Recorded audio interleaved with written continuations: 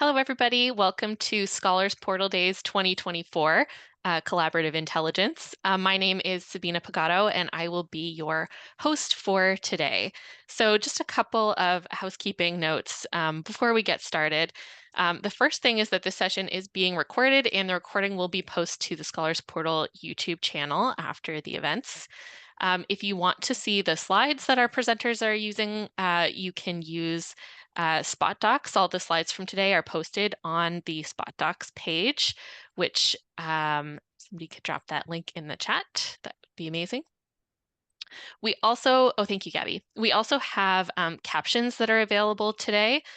So you can turn on captions using the live captioning Zoom bar. You'll notice there's a few different ways that you can interact today. You can use the Q&A module if you want to ask a question to the presenters. You can also view questions other people have asked to the presenters and vote them up if it's a question that you also would like to know the answer to. You can use the chat to talk to fellow attendees. The default for the chat is to go to hosts and panelists. So if you want to chat with everybody, you can just change that in the drop-down menu to everyone and chat about the program today. We do ask you to be considerate and respectful. Disrespectful behavior will not be tolerated, and you may be kicked out of the meeting if you engage in disrespectful behavior. We also wanted to mention that we do have a hashtag if you want to chat about today on social media. That is at SPDays24. So before we get going, we just wanted to quickly acknowledge the land that we're joining you from today. We want to acknowledge the land on which Scholars Portal operates and on which most of our staff live and work. For thousands of years, it's been the traditional land of the Huron-Wendat, the Seneca, the Mississaugas, the Credit. Today, this meeting place is still the home to many Indigenous people from across Turtle Island, and we're grateful to have the opportunity to live and work on this land. We know we have people joining us from across Ontario today, even from across Canada. So we invite you to reflect on the land you're joining us from today. If you wish, you can add your own land acknowledgement into the chat. We'll also be having a break later this afternoon where we share some images of what spring looks like in the different places where we're joining from today, to have a bit of an opportunity to reflect on our own individual relationships with the land that we live on.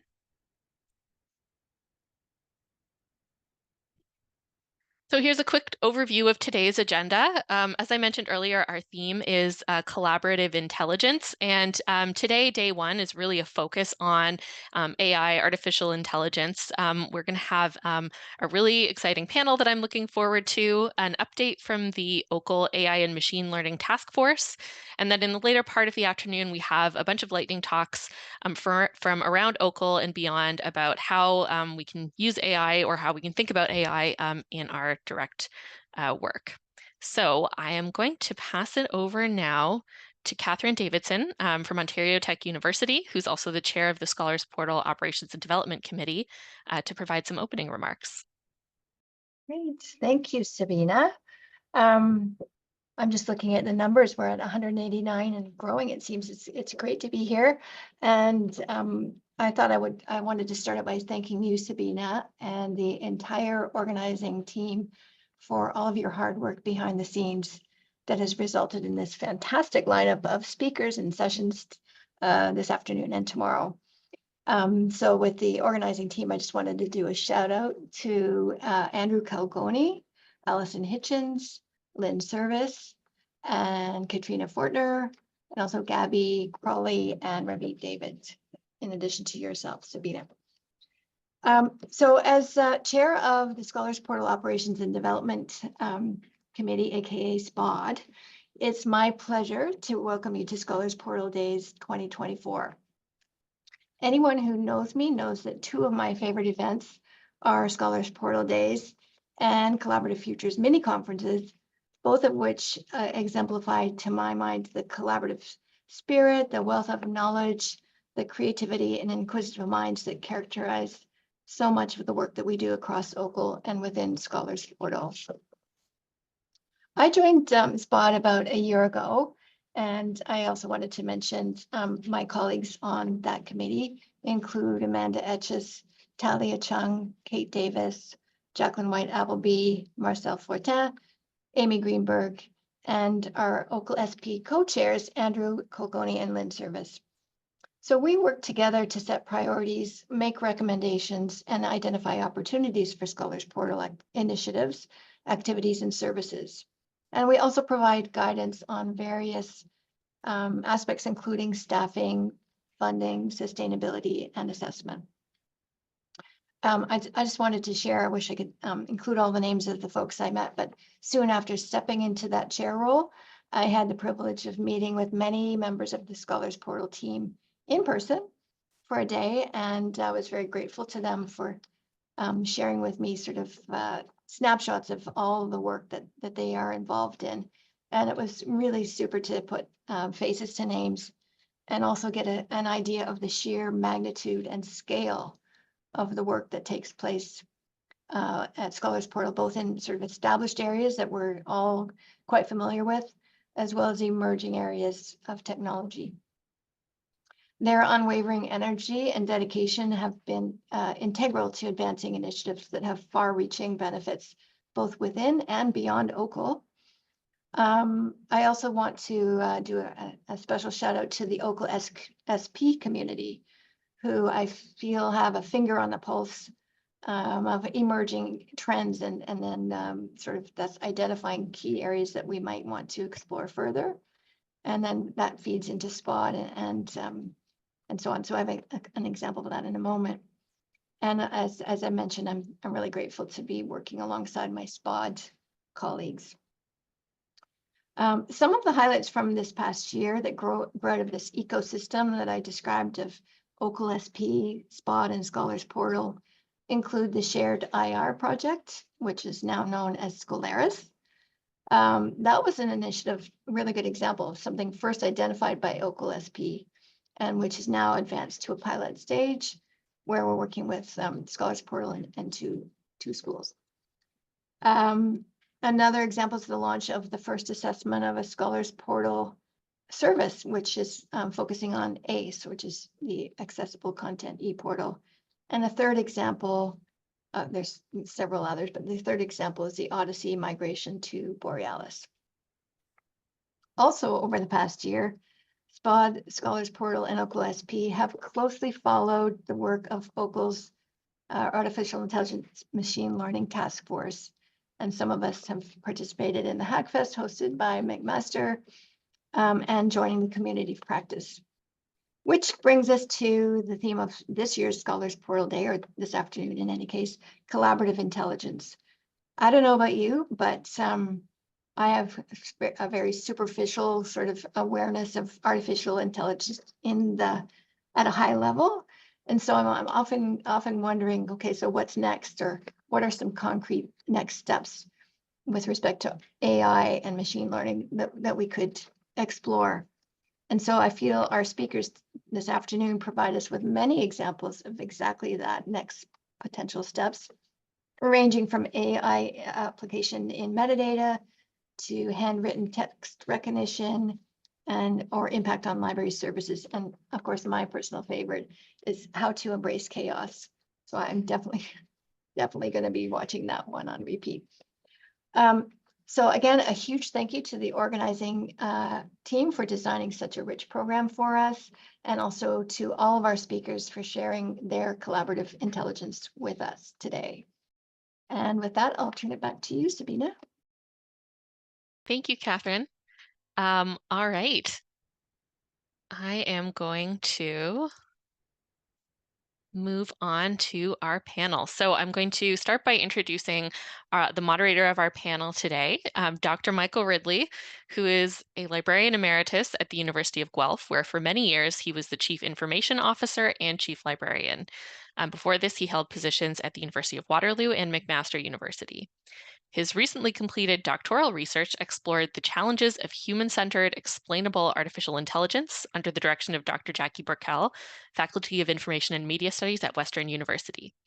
Mike's ongoing research interests include machine information behavior, explainable AI, algorithmic literacy, and historical perspectives on library information technology. But mostly he spends his time trying to wrangle 4 granddaughters. So Mike, I'll pass it over to you to kick off our panel. Thanks, Sabina. I appreciate that. Yeah, as the title of the panel suggests, this idea of anticipation and apprehension, what we want to try and do in our panel is really look at the nuances, perhaps, or the key ideas around how these technologies are going to really affect us in a library environment. There are certainly challenges and there are certainly opportunities, and I hope we can really explore all those. And certainly, as participants, you'll be involved. Let me introduce our panelists for today. I'm really delighted to welcome Maura Grossman and Meta Williams. And let me just tell you a little bit about them. Meta Williams is the acting law librarian at the University of Windsor's Law Library.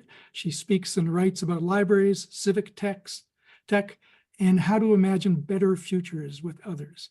She regularly shares law and technology stories on her blog, Librarian of Things. And as someone who's watched that blog and her newsletter for many years, it's well worth looking into and reading. Maura Grossman is a research professor at the School of Computer Science at Waterloo University. She's also cross-appointed to the School of Public Health Sciences. She's an adjunct professor at Osgoode Law and an affiliate faculty member at the Vector Institute. Maura has been widely recognized for her scholarly work evaluating the application of supervised machine learning technologies in the field of law, government archives, and healthcare. Recently, she's been exploring responsible AI and AI as evidence. So interesting folks here and lots of interesting and really what I think of as kind of multidisciplinary perspectives as well. So I'm looking forward to that. We decided to kick this off by asking each of the panelists to make a 10 or 12-minute presentation that talked about their work and how it intersects with the idea or the technology of artificial intelligence. After that, we'll have a bit of a discussion amongst ourselves, perhaps, and raise some questions and issues that I have or they have. And then we'll open it up to you to ask questions. So please put your questions in the Q&A box, and we'll certainly get to those later on. And I hope we can have a robust discussion about this field and the many issues and opportunities that are present. I didn't ask our panelists who would go first for their presentation, but I'm going to draw a name here and pick Meta's name and say, Meta, it's over to you. I was ready for rock, paper, scissors. That's fine. Thank you. I asked, actually, I was wondering if we could have the slides put up. If not, that's okay, but if it's possible, so you don't have to stare at me. If not, that's yeah, good. I can share those on my end. Just give me one moment, okay? No worries, amazing. I can start with just an introduction to just get going. Thank you everyone for the introduction. My name is Meta. I'm the acting law librarian at the University of Windsor. And the last couple of years, I've written a series of about 12 or so blog posts, documenting and doing a lot of sort of thinking in public about AI and what it might mean for our sort of collective work and my personal work, and just trying to make sense of it all and how it might intersect. As I mentioned before, there we are. Amazing. Now, can I control it? That's the question. Oh, there we go. Perfect. Nope, maybe not so perfect. Hold on. I don't think I have control over the slides, but that I think I may have to change the slides for you, but if you can just say next slide, is that okay? That sounds perfect. Okay, Okay, yeah, if we could, yeah, we could just jump ahead to one slide. No, the slides are out of order. That's okay. That's what so this is what it looks like. So if you stumble upon this, so I've tagged all of the sort of the 12 blog posts in question, or 13 blog posts of LLM. But if we want to go to the next one, I can talk about, amazing. All right. So over the course of those 12 posts, this is a slide from one of them. I have to admit, I have engaged in some pessimistic thinking from time to time. In one post, and this is a screenshot from this one, I sort of cynically wonder out loud whether platforms like Google are just letting the open web and their native search sort of diminish in quality as it ways to incentivize businesses and creators to just pay for more ads for product placement, or even worse, engage in blockchain. That's a post called, I think the long lines of it is, the open web dying so that we will engage in Web3. Next slide, please. Actually, can you go forward another one? That's a quick one. I rearranged the slides a bit last night. Another post that was quite popular with folks was this post here called "You Don't Hate AI, You Hate ... And it's actually a very sneaky bibliography on my part. It's a set of quotations and citations, and it falls under the sort of, I named it in response to a sort of popular meme of "You don't hate Mondays, you hate capitalism." And so one of the things that I was looking into was some of the legitimate concerns that people have when they say things like, "I hate AI." And maybe the question is, maybe we don't hate AI, maybe we hate management consulting firms, something called the apparatus, which is explained in the quotation: automation, prevalent capitalism, Thatcherism, techno-feudalism, exploiting third world labor, tech bubbles, and just corporations in general. Now, I'm not saying that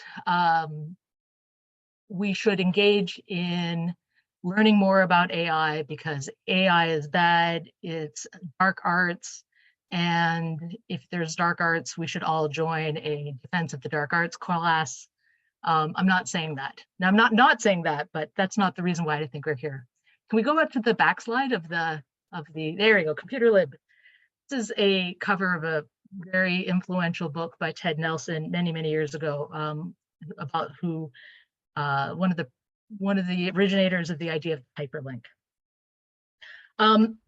Despite all my posts in which I try to articulate some of my own fears and professional fears about the use of machine learning and large language models, I do say that in spite of everything, I am here to suggest that as librarians, I do think that this moment requires active engagement from our profession for ourselves and for our community and our constituencies. And we should engage with machine learning and large language models and general AI. And I'm saying that because I think librarians and library staff are uniquely positioned to deal with AI and large language models because our profession is grounded in collections of text. Like an LLM, our profession is based on the collection of data, the collection of text, the collection of metadata. And we're collections people. And the way that I've learned to come to think about LLMs is that this might be a new form of collections work. I just want to explain kind of briefly where I came to this understanding. Can you go 2 slides forward, please? Here, thank you. So you may have already know about this article. It's been quite well spread because it's just a wonderful piece of writing. It is from a science fiction writer, and I think that's something of interest. Anytime there's a new discipline, it's always very useful to follow artists and writers and follow what their sort of take is. And Ed Chiang's provides wonderful insight about the sort of the nature of what the core of ChatGPT is. And he suggests in this sort of article from the New Yorker that we should think of it as sort of a blurry JPEG of the web. You know, as it says in the byline, OpenAI's chatbot offers paraphrases, whereas Google offers quotes. What do we prefer? It's the models are large, but there's a lack of always, at least in the current examples, there's a lack of fidelity. Even as it draws from the corpuses of the internet, from Book 3 and all sorts of tarballs, we don't even know sort of what's in this sort of collection of text.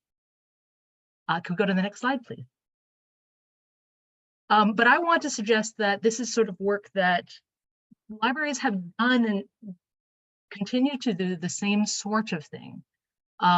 We take a text, maybe 590 pages of text, and then we inscribe it and describe it as a series of nonsensical vector of BL65.H36 F47 1991, right? So this is, as you can see here, what we've done is we've done an analysis. Human labor has gone into looking at the contents of the book, created a unique number for that library, and has explained that the double letters mean that this is actually an item of religion, mythology, rationalism. It's the integral number of 65 means it's religion in relation to other subjects. .h5 is the first Cutter number. I've forgotten so much about Cutter numbers. We can have this as a double Cutter. The first one's for the topic. The second one expresses the last name or the main entry of the author. And this is 1991. So from that little encoded information, we can go to our shelf, we can pull out the book, and we can see indeed that it is a book called Religious Transformation of the Western Society. It's published by Routledge from 1991. This is work that we should be able to be comfortable with. This is work that we're comfortable with, not everyone else is. Can we go to the next slide? Oh, slides. One more slide. Thank you. So I'm not trying to say that libraries themselves are large language models, like some sort of primitive form. But one of the things that I've come to learn, or one of the things that I've found very useful in my learning about this sort of technology, is that we could think of large language models and as libraries as cultural technologies. And this is a slide screen capture from a very short talk. It's only about 15 minutes from Alison Gopnik. Alison Gopnik tells us that a cultural technology is a technology that allows humans to access and use all, not all, but all of the other knowledges and discoveries that other people have made over the generations. It's not a technology that in itself is intelligent, but one that has, in this sort of day and age, has become essential for other humans because it allows us to access the intelligence of other people. Alison Gopnik is not who you would normally think of as a technologist. She is a child psychologist, and she's actually a remarkable science communicator. I personally strongly recommend, especially if you've got little ones, a book of hers called The Scientist in the Crib. But as somebody who understands or spend a lot of time learning about how children understand the world, Alison is very well positioned to tell us what we might want to consider when we use the word intelligent, when we're talking about, say, things like artificial intelligence. I'm going to the back slide. One slide back. Perfect. Thank you. She just happens to have a conversation here with Ted Chiang. Was through her work, not from this article, but this one had the better image, of how Alan Turing's test that we hear quite a bit of, the imitation test, where you have two people and someone in between, and if they pass messages through that medium in between, and if you can't tell the person, if you think the other person on the other side is a human, then they are intelligent. And that's only the first part of Turing's test. What I learned from Alison is that Turing also stated that a computer should be able to talk about the world like a human adult, but it should also be able to learn about the world like a child. I learned about Alison's work from John Hopkins professor who writes a newsletter. His name is Henry Farrell. I'm going to paraphrase his paraphrasing about some of Gopnik's recent research. What Gopnik did in an experimental study was that she took small children and an AI or an LLM system and asked them both what would be better to draw a circle if you didn't have a compass. Would it be better to use a ruler or a teapot? And the LLM did the sort of vector thing of tried to figure out what is most similar with the tokens and said, well, a compass is closer to a ruler, so a ruler should probably be the better option. But as a small child knows that teapots generally have a round bottom, and so they said a teapot. Teapot is better for a circle. And we have to remember that human intelligence is not just imitation alone. It's not just copying alone. There's also innovation. And however, that quality of imitation and copying, that's essential for cultural transmission. So LLM systems are maybe we should think of them less as intelligent systems, but as a potential vehicle for cultural transmission that we've not seen before. So just to recap, we think of LLMs as a sense of cultural technology, just as we think as a book is called as sort of cultural technology. as a library as cultural technology. Maybe we could even think of our own legal code as a cultural technology of significant import. Can we move to the next slide, please? Perfect. This is my last slide. I'm sorry, it's a little disturbing. And I would just want to reiterate, I understand that for many of us, it feels that even though I'm just saying like large language models are just made out of text, it feels scary, it's terrifying in many ways because it's taken on this sort of monstrous form, right? LLMs are massive beyond comprehension. It's like, it literally has an endless appetite for energy and water. It can endlessly iterate, replicate. We will be drowning in text. And so just how this text has become hypertext, I would like to suggest, and I'm not the only one to have done this, is that a hypertext has now become like a hyper object. And a hyper object has been coined by this person here, Timothy Morton, to describe things that are so vast in time and space that it's so hard, it's difficult to comprehend. So the effects of global warming is a hyper object. I would suggest that AI is also threatens to be or could be a sort of hyper object, which is remarkable in many ways because a lot of us will sometimes struggle with like, how do we use ChatGPT in our own lives? And yet it seems to be appearing underneath so many of the things that we already use. I just want to end with just a very short note that while machine learning and these systems are wonderful at generating tech, again, they aren't great at generating meaning. That's the sort of work that we do. Generating meaning together is the real work, making connection and connecting and making choices in our information systems. That's the difficult work that remains to do. And that's why we're here for today's conference. I'm really looking forward to this conversation. And that's the end of my introduction. Thank you. Thank you, Amita. That was wonderful. Over to you, Maura. Thank you for having me.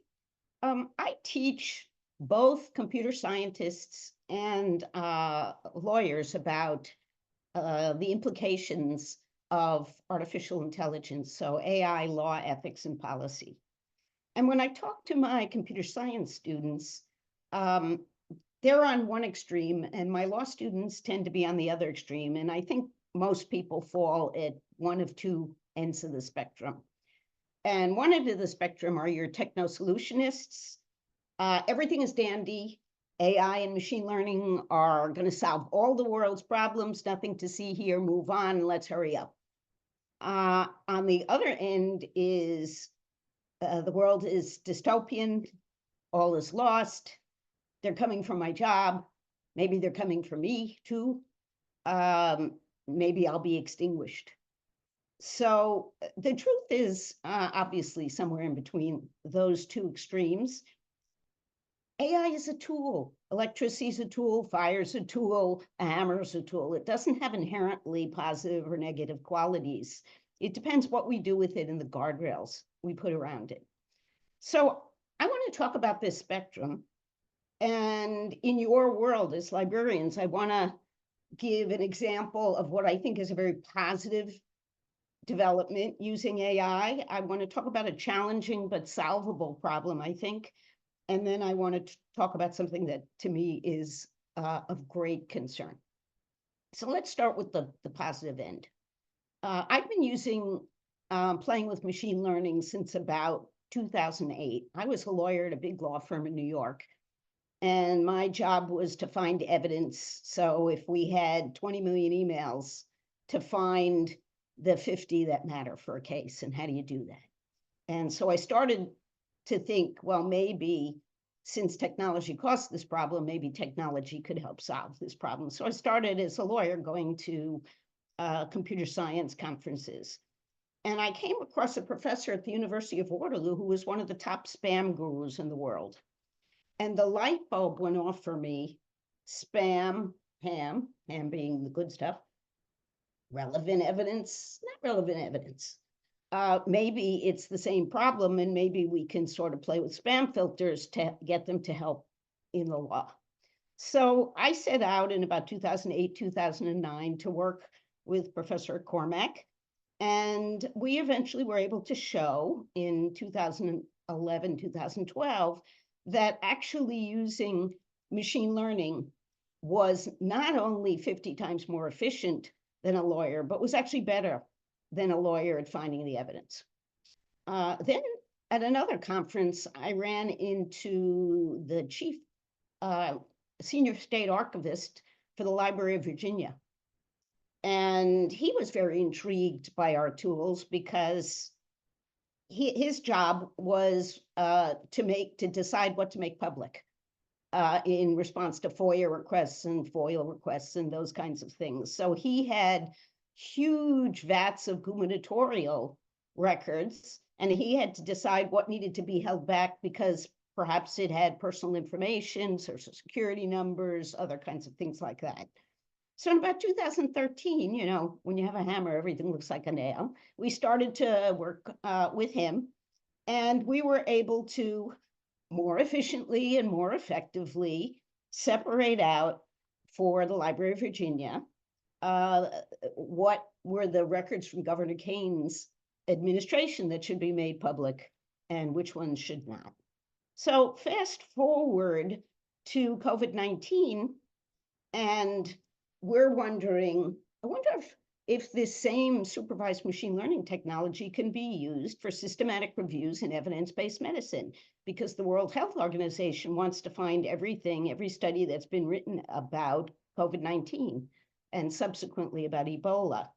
So we did a lot of work with St. Michael's Hospital and University of Toronto, and we were able to use the same tools to find all of the things that were written in huge, huge databases in many different languages and gather them. So a fabulous use case, I think, for machine learning and AI for librarians, low risk, is systematic reviews. It's empirically supported in at least 3 different fields, multiple peer-reviewed studies and publication, far more efficient, and no loss of accuracy. Don't have to use all those keyword culling that you're used to doing and all of it. So great use case, low risk, no problem. So let's talk now about what I think is a more challenging problem, but I think solvable. And that is, you know, we have all these LLMs and generative AI scraping the internet. And while they scrape, they scrape copyrighted materials. And I understand from Michael that you as librarians care very deeply about fair use versus protecting the rights of authors and artists. So the question is, how do we balance these competing considerations? And these issues are wending their way through the court, both in the United States and Canada, and EU and other countries, and different courts and different cultures are coming out differently about this. But I thought a couple of things were interesting. One, I got a call from a reporter recently who was covering a sort of management labor dispute about whether the use of AI should be banned in this contract with writers and authors. And I said, well, I think we ought to ban the sun from coming up tomorrow. That's about as effective as your ban will be, because the work will just go to the Philippines or India or somewhere else. It's not going to stop. But on the other hand, I'm involved in doing some research, and we have done a questionnaire for fiction writers about AI and what they think it's doing to their jobs and careers. And our questionnaire was not even out a day and a half, and 100 people had filled it out. I mean, we were wondering where we're going to get subjects, but that wasn't an issue. We closed the survey in about a day and a half. And I would say it would be fair to say we have 100 angry and terrified responses. So that's sort of the other end. And then we could spend lots of hours talking about what is art and what's creativity and is that a human endeavor or not. But I do think we will eventually get to fair licensing agreements. So I think that's a solvable problem. So let's look at the other end. And this is where I spend, we were talking just before we got on about sleeplessness and staying up late nights and stuff. And this is what's keeping me up at night. And that's deep fakes. And you peddle knowledge and information and truth, and so do I as a lawyer. And both of our worlds, I think, rely a lot on being able to distinguish fact from fiction, truth from untruth, and so forth. And we are quickly getting to the point, I think, where that's virtually impossible to do. Most of the tools that came out to try to help us distinguish between human-generated content and AI-generated content were ultimately pulled off the internet, including OpenAI's own ChatGPT 0, because they felt it didn't work. Some studies were done showing that non-native English speakers were repeatedly classified as AI content because it couldn't tell the difference, so that there was bias. We know that the tech isn't there yet. Neither the watermarking, which can be removed, establishing provenance is not, we don't yet have standards. So I think that is probably, for me, the biggest risk that is facing all of us. I think you as well as me, the extraordinarily dangerous world where we can't use our eyes and ears to know what is evidence, what is true, what is accurate information, what's been written by a human, what hasn't been written by a human. I don't know if you saw the recent case that involved a school principal, and he had accused an athletic coach of stealing some money, giving it to a friend or something like that. And in retaliation, the person made a deep fake of the principal's voice saying terribly racist things. And this was released on social media, and the entire community is ready to lynch this guy. They push him out, so he's on leave. And it turns out it was a deep fake. It was a fake tape of him, but his life was sort of destroyed in the interim. And so I find that terrifying. And I wonder a little bit what you folks are planning to do to deal with that problem. So those are my thoughts, sort of on the spectrum and the range from good to evil. Thanks, Maura. Oh, this is wonderful. Lots of observations here. Lots of interesting perspectives, I think, on this technology. Before I go on and ask maybe the questions I have, I just, excuse me, I just wondered if the two of you have questions for each other or comments about what each other has said. Anything that jumps out at you that you wanted to just make a comment on or a note about? Yes, Mita, do you see any positive use for LLMs for librarians? Yeah, I do. I haven't, I think there is, and I think we see, what I'm struggling with is that we can see large language models both as like, some people think of them as like, these are going to be sources of authoritative information, and some of them are going to be of creative information. And some of them are like, how do you, like the language of Copilot, or like you're going to work with someone. So I think some of the examples that we see already are, how can we use it for accessibility, right? How do we make sure that we don't diminish the work? So maybe this is also part of an education. So one of the examples that we're going to have later on in our talk is this idea of using systems like Whisper to do transcription, right? So now you can't make excuses, and I'm sorry for our transcribers. We need transcriptions is such an important point for accessibility. I don't think we can take humans completely out of it.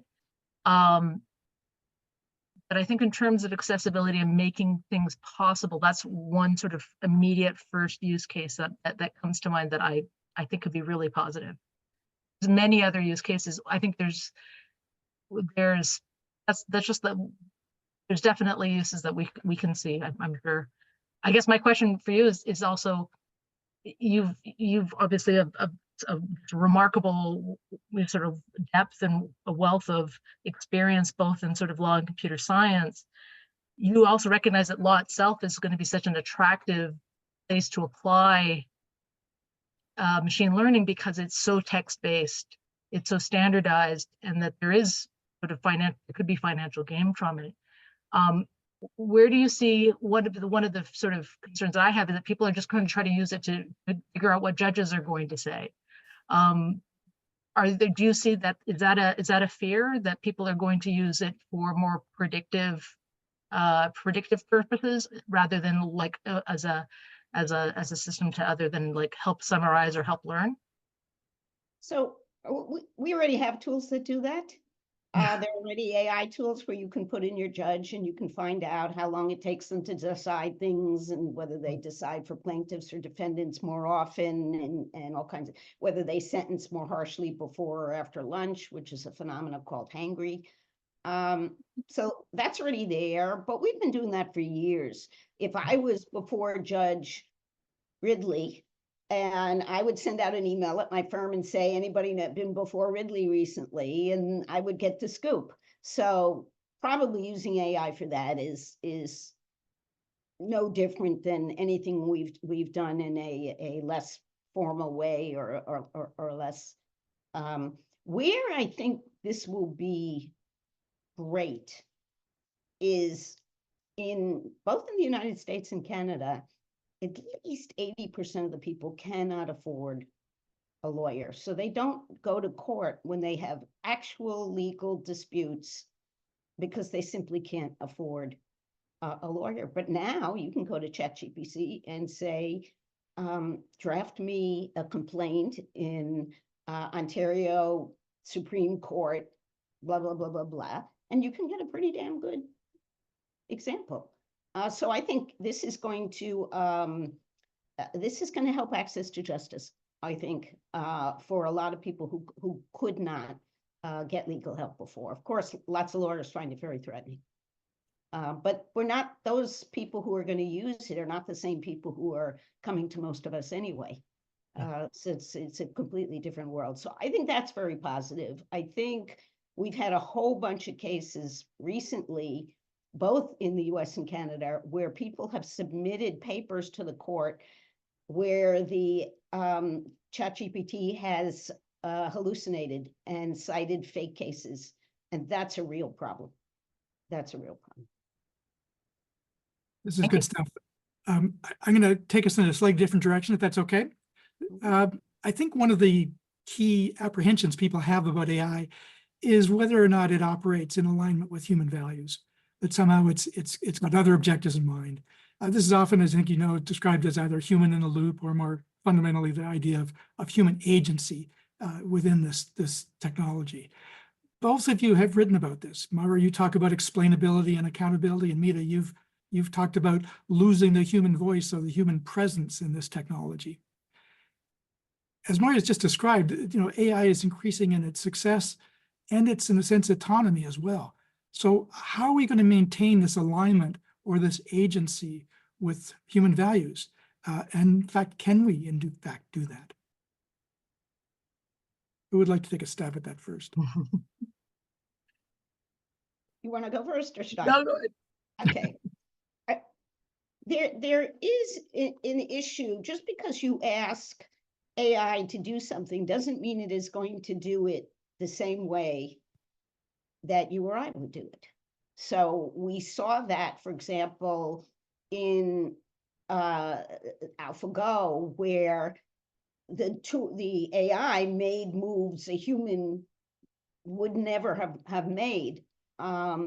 So goals aren't automatically aligned. As a matter of fact, if you said to an AI, I want to maximize all the metal that I have in a pile here, just do everything and anything to maximize my metal, it might decide, well, Moore is above a certain age and she's got fillings in her mouth that are metal, and will just remove all her teeth.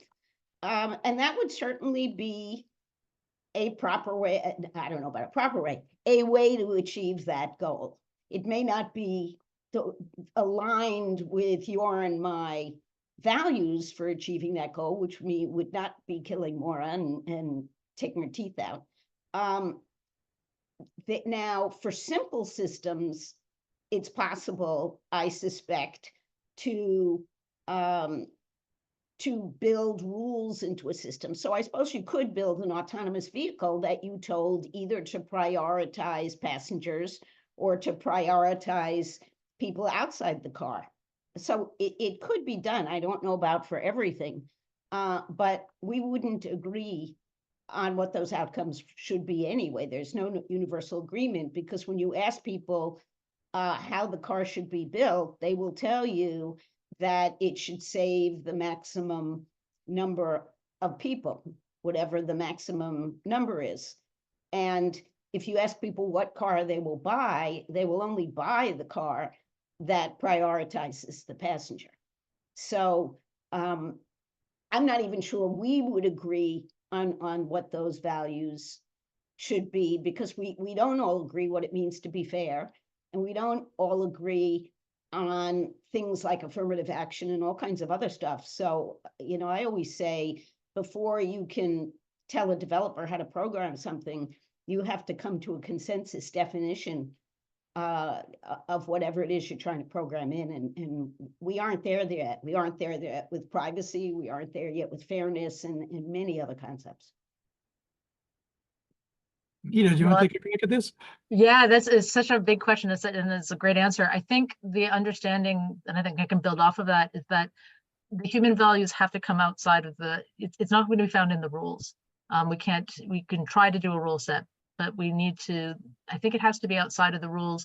And I'll give you an example from that. I did post a blog post about one of my favorite sort of game philosophers, and was just talking about if you want to play a game, you can play a game and take risks. So you go for a big win, or you can do a lot of boring, grindy ways of making sure that you win the game, but just slow and methodically. And if you're caring about the person that you're playing with, you may not always want to play the percentages. And so even something as simple as what is the goal of winning a game is unclear, because that who we are is made in those choices of the values that we want to employ in that moment. And I think there's already temptations for people to look at ChatGPT because it comes in a human voice and ask for things like advice. And I think that's a fascinating topic that we should be, I'm just waiting for, the Stoic bot and the Ursula Le Guin bot and the Laurie Anderson bot, or all these other bots that we can have as advisors at our side. I think but it's the values come from the choices. And I do think that, again, I think a lot of my fears have to do with sort of the when AI is used to predict futures and chances and efficiencies. And I think there's some amazing activists who are looking at strategies to understand that you won't be able to adjust the black box of the AI system. You have to find different ways of showing that there are alternative futures based on alternative values. Yeah, it's a huge question. It's one really worth wrestling with for a longer time. Excellent. Let me move into maybe a more library specific kind of question, and then we'll move into some questions from folks out there. I think we can all agree that machine learning is really changing the nature of research and academic contributions in lots of different ways. And I wanted to quote you, Mida, on something you said about that. You said that large language models will displace the academic text, which sounds kind of ominous, but and maybe it is, but it also to me suggests that we're going to have different kinds of scholarly contributions because of this tool, and then they're going to look very different than what we've had in the past. Our traditional journal articles, our monographs, and those sorts of things. We're going to have living systems, perhaps, or different kinds of scenario kinds of tools. I just wondered if both of you could talk about it from an academic point of view or researcher point of view, what these tools not only might look like, but how they might change discovery and discovery of new information and ideas. Because it does seem to me that the tools are opening up a vista of new opportunities with challenges as well. So your idea of displacing maybe the traditional text may be a really good thing in a lot of ways, in certain ways. Yeah, I have to remember, my favorite example of like what we could consider as a new book. My mom's a bird watcher, and so you can have, you know, your Roger Tory guided birds, or you can have eBird, and it's this. What is eBird? It's this living text of sightings and sounds and metadata, and it knows where you are and what's been seen. Like, is that, we're already sort of engaging in these sort of large sensory systems. And what's amazing is that our wildlife biologists are using that information, generate new knowledge. And that's one way of thinking about how the text is displacing. It's not a book anymore. It's something different. It's something always moving and always sort of in stasis. I think that's my short answer. I'm very curious about other answers, so I'll just leave it at that for the time being. Let me jump in quickly and say, if you haven't heard of the Merlin bird AI, I love Merlin. it is an extraordinary thing for lots of reasons. The one I love it the most is it's one of the best explainability systems I've seen for a machine learning system. It really does a great job. What Merlin, just for people who don't know, and you should, if you leave anything from this, you should download Merlin immediately. It's from the Cornell Bird Lab, and it uses, it does song ID, and it does use machine learning, and because it has a whole body of whatever the sonograms, and you can go for a walk and you just leave the microphone on and you will see bird identification as it comes along, which is wonderful because even robins or starlings just have so many bird calls. And it has, yes, it fundamentally sort of transforms the experience of being in bird watching, bird listening, I guess. Maura, over to you about birds perhaps, but also perhaps about the academic text and where we're going with those sorts of things. So, you know, I think you hit on a really important point, which is the really positive uses of these tools have to do with examples where computer can process information at a greater speed and in a much larger scope than we can. So, for example, my systematic review, we did the one for the World Health Organization in about 2 weeks. There's no way librarians and medical doctors could have read 50 million, articles in 2 weeks. It's just, usually a good systematic review is probably going to take a year. So that's the kind of stuff, or drug development, where a algorithm can combine things at a speed that nobody can do in the lab. And there are lots of examples like that. A radiologist has maybe seen 10,000 plates in their life, maybe even less. And, an AI can take every single radiology mammogram on the planet and look at it and make a fast diagnosis. So those are the things we should embrace. I don't think we should be threatened by tools that can process information faster than we can. I think, so far, between us, I've sort of found ChatGPT very mediocre writer. I mean, I think I'm a better writer, so I don't use it very often because I have to edit the whole thing anyway. But, it's not isn't guaranteed to tell you the truth. It has this hallucination problem. And it gives you back what's common.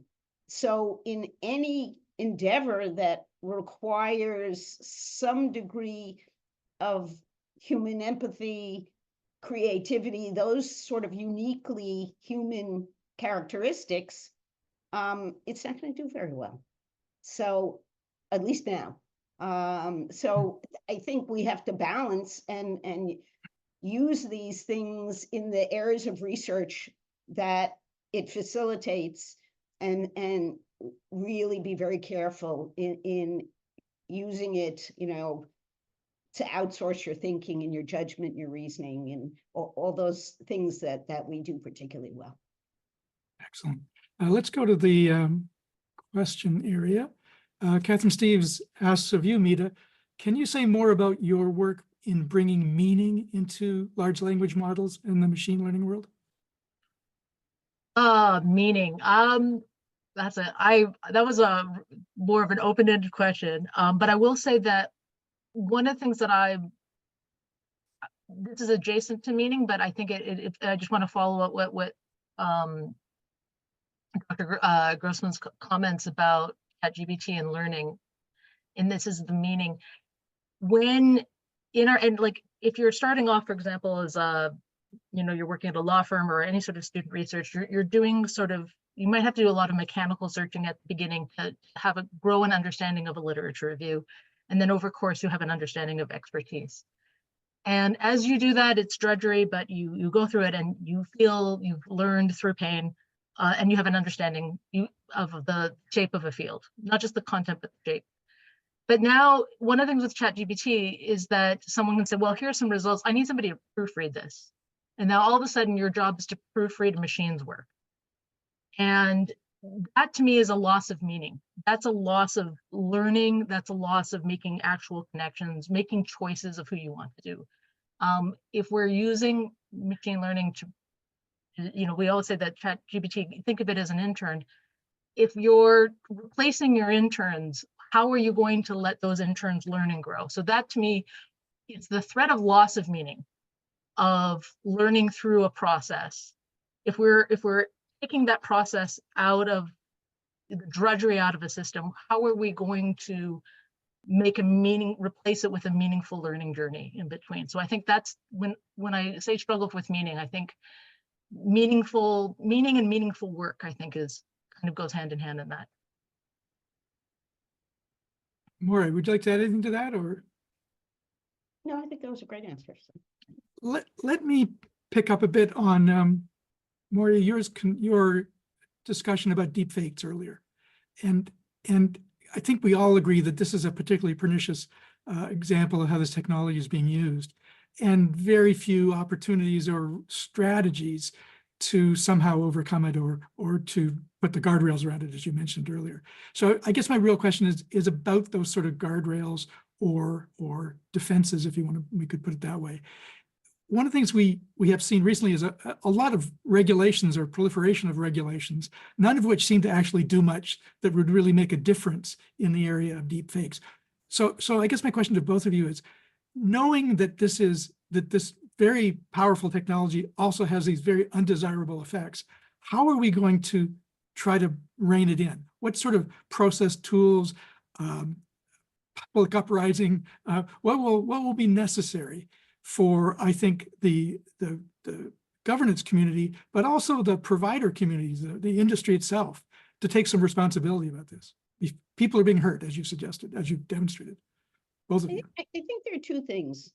One is educating the public about these issues. I remember when I used to say, it came from the internet, it must be true, right?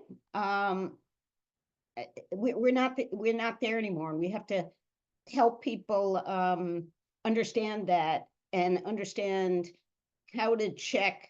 I mean, you do this all the time, but you have to assess the quality of the source of the information. So, you have to look at who's saying it, where it's been said, has it been peer reviewed? you know, is there consensus on this, et cetera, et cetera. So that's one thing. I think technically what we're going to see in the long run is there are organizations, standard setting organizations, C2PA is one of them, that are going to come up with ways of indicating the provenance of information. So when a reporter or an author writes something from the moment of inception or creation, they will be able to stamp on their computer, on their phone, this is Maura Grossman. She did it on this day, on this computer, at this time, in this location, and it'll be indelible. It will not be removable.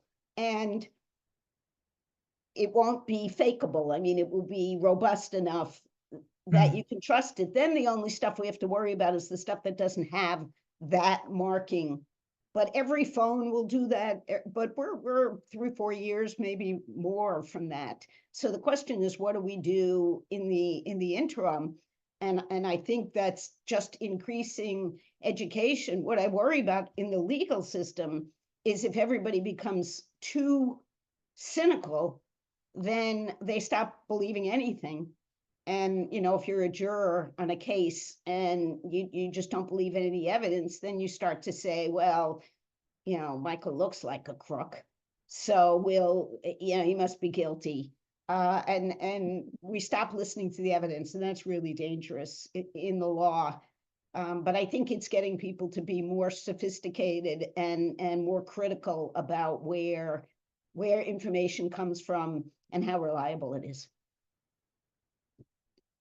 This also, I think, ties into this sort of collapse of meaning, which is stressing. I mean, I remember I was just recently on Pinterest and there was like this really amazing, beautiful photograph of a house, and it was so beautiful. I'm like, well, it's so beautiful, it's probably fake. Like, and that's a wild change from something is too beautiful in the world. So it may not be true. So I think that we're already we're in this very dangerous space where we have to navigate what things could be true and untrue, and that cynicism.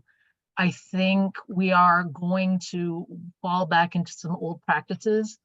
I think we already hear terrible stories of grandparents being scammed by, you know, voice duplications of grandchildren. So we have, it's good to, our family has a secret word. I want to share it because it's such a great word, but I can't because that defeats the purpose of the secret word. I think, yes, instead of cryptography, I think we're going to have, I wonder whether we're going to move back into the days of wax seals and, you know, the chops in Asian culture. I think in many ways, we've forgotten that one of the things that, you know, that separates a reputable press from a less reputable press is two fact checking of two different sources. I think we're going to emphasize more on process.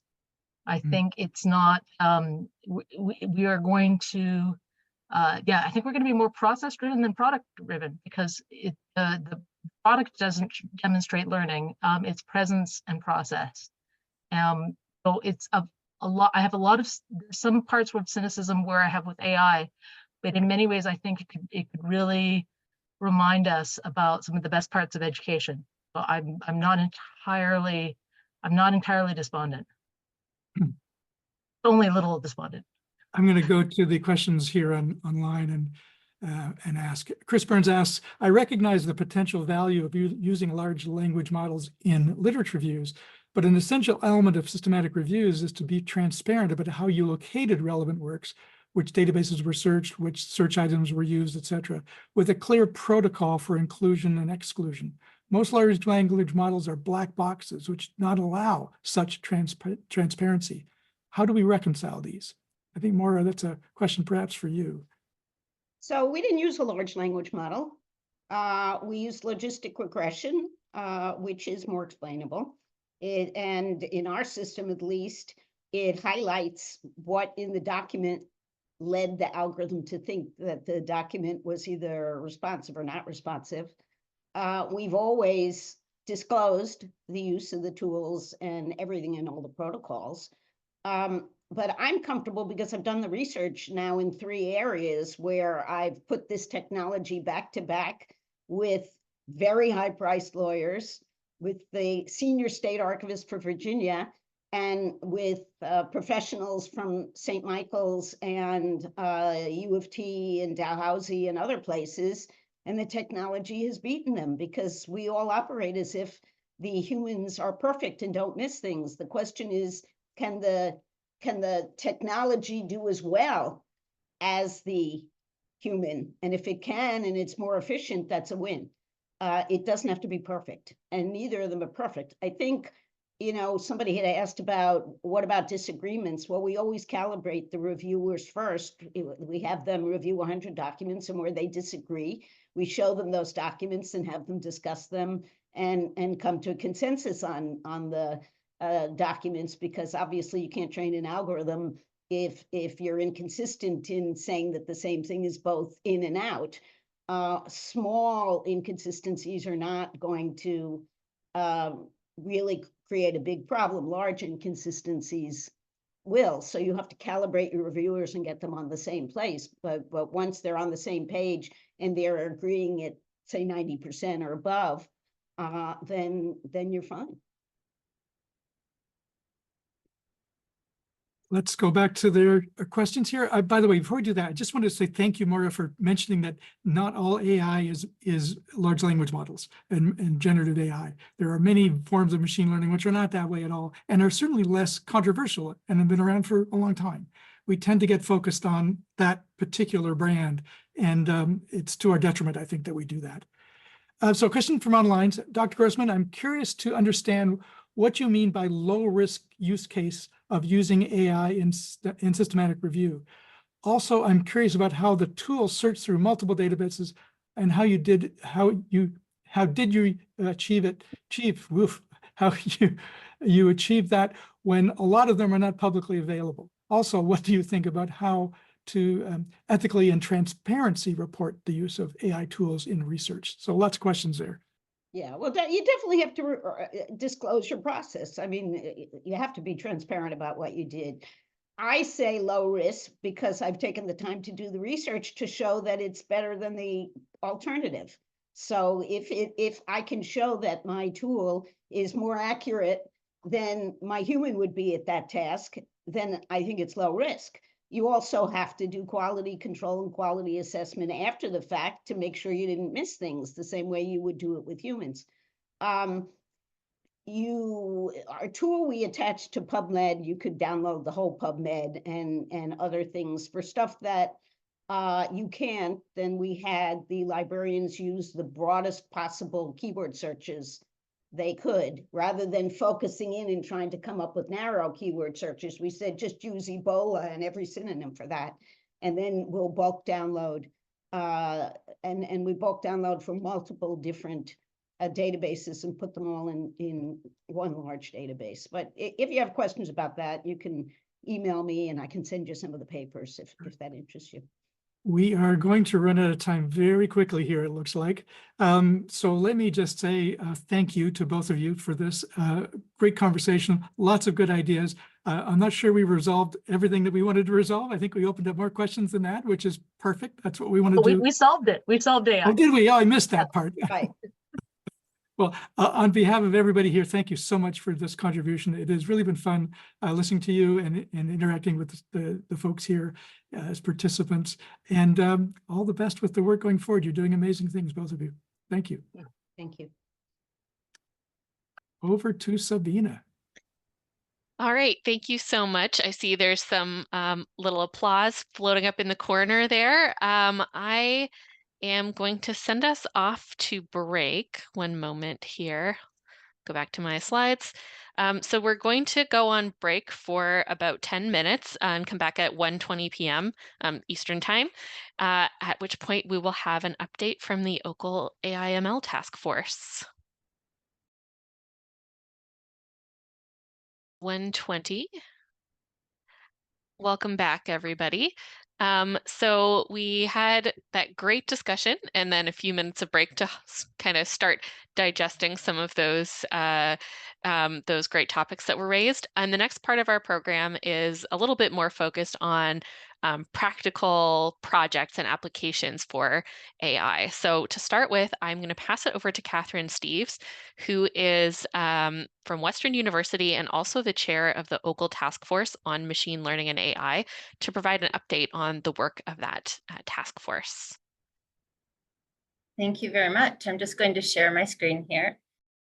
Let me know if you can hear me okay, and if that looks as it should. So are you seeing my slideshow? I'm not seeing your slideshow right now. Okay, let me do that one more time then. Share screen. Share. Now do you see it? Yes, perfect. Okay, great. All right then. So first of all, I want to thank you for the invitation to speak about this exciting project at Scholars Portals Days. And I just want to commend Mita and Dr. Grossman on their panel presentation. There was a lot of food for thought there. And if Dr. Grossman was able to stay on, she'll see that there are some other proposed use cases beyond the systematic and scoping review. Anyway, without further ado, I will get started. So if I could move my screen forward, of course, now I'm not, there we go. So the OCL AI and Machine Learning Task Force was created to really explore what are the cases, or is there a compelling case for collaborative action in artificial intelligence? So I think Mita shared her perspective that a large language model is very similar to, or our next area of collections work. And so obviously Scholars Portal has a rich resource of scholarly information. And so we wanted to see, or begin to think about, what might we do for future generations and to continue to innovate as OCL and OCL Scholars Portal in a collaborative way to make the most of the scholarly infrastructure and research infrastructure we've created. We wanted to identify relevant opportunities, issues, and challenges. So the large language model, or in particular the ChatGPT hype, has been very loud and active for the last number of years. And we know there are many, if we think creatively and we learn from others, there will be lots of relevant opportunities and issues for us to consider. And of course, there are challenges with the technology and the ethics. We were charged with presenting and validating alternative action strategies. So when we began to discuss this, we were thinking about creating a white paper and releasing it perhaps a little bit earlier. But through our dialogue right from the get-go, and I'll tell you a little bit more about that, we really wanted to focus on action and strategic implementation, and not simply an exploration of machine learning and the issues surrounding it. And finally, we've been charged with bringing a final report and recommended actions to the OCL directors. And the task force has a draft of the final report now, and it will be heading to the OCL directors for discussion this May, the end of the month. Okay. So the members of the task force are on the screen before you. So a number of directors, and I am very pleased and feel privileged to have had the opportunity to chair the group. We're supported by Amy Greenberg, the executive director of OCL, as you're well aware, and Kate Davis, the director of Scholars Portal, and Mike Ridley, who we now know is a super moderator, but I also think of him as a superhero or an action hero, because this idea of exploring collaborative action was really spurred on by him a year ago. And he has been an incredible resource and connector for the task force to help us establish our strategies, and think about implications for collaborative action with OCL, but also beyond OCL, potentially nationally. And so the idea began last spring at the May meeting at Queen's University. Mike Ridley was invited to speak to the directors generally about artificial intelligence. It was sort of an artificial intelligence and machine learning 101, and also his perspective on some of the implications for academic libraries. But in true Mike Ridley fashion, he threw down the gauntlet at the end of his presentation and sort of asked us, what are you going to do about this? Where do you see the opportunity for OCL and Scholars Portal? And so I was incoming chair and wanted to be sure that we didn't ignore that call for action, and began to explore the notion. In the summer of last year, we pulled together a small group of individuals to blue sky and brainstorm. A number of individuals from the University of Toronto, from OCL, from Scholars Portal. We had U of T's CIO and a couple of representatives from the iSchool. This was last July, and we determined at that meeting that absolutely, we thought there was great opportunity for OCL and OCL Scholars Portal in this, and put together a thought piece, or I forget what we called it, a concept paper for the fall meeting of the OCL directors to see if we still had the interest and engagement, and if we could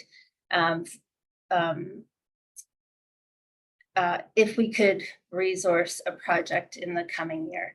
So we made a proposal for new initiatives funding, assuming that we would come up with some action recommendations that the directors could eventually support. That would, of course, require some additional resourcing, because we know how fully, the work of our OCL and Scholars Portal colleagues is pretty fully consumed right now.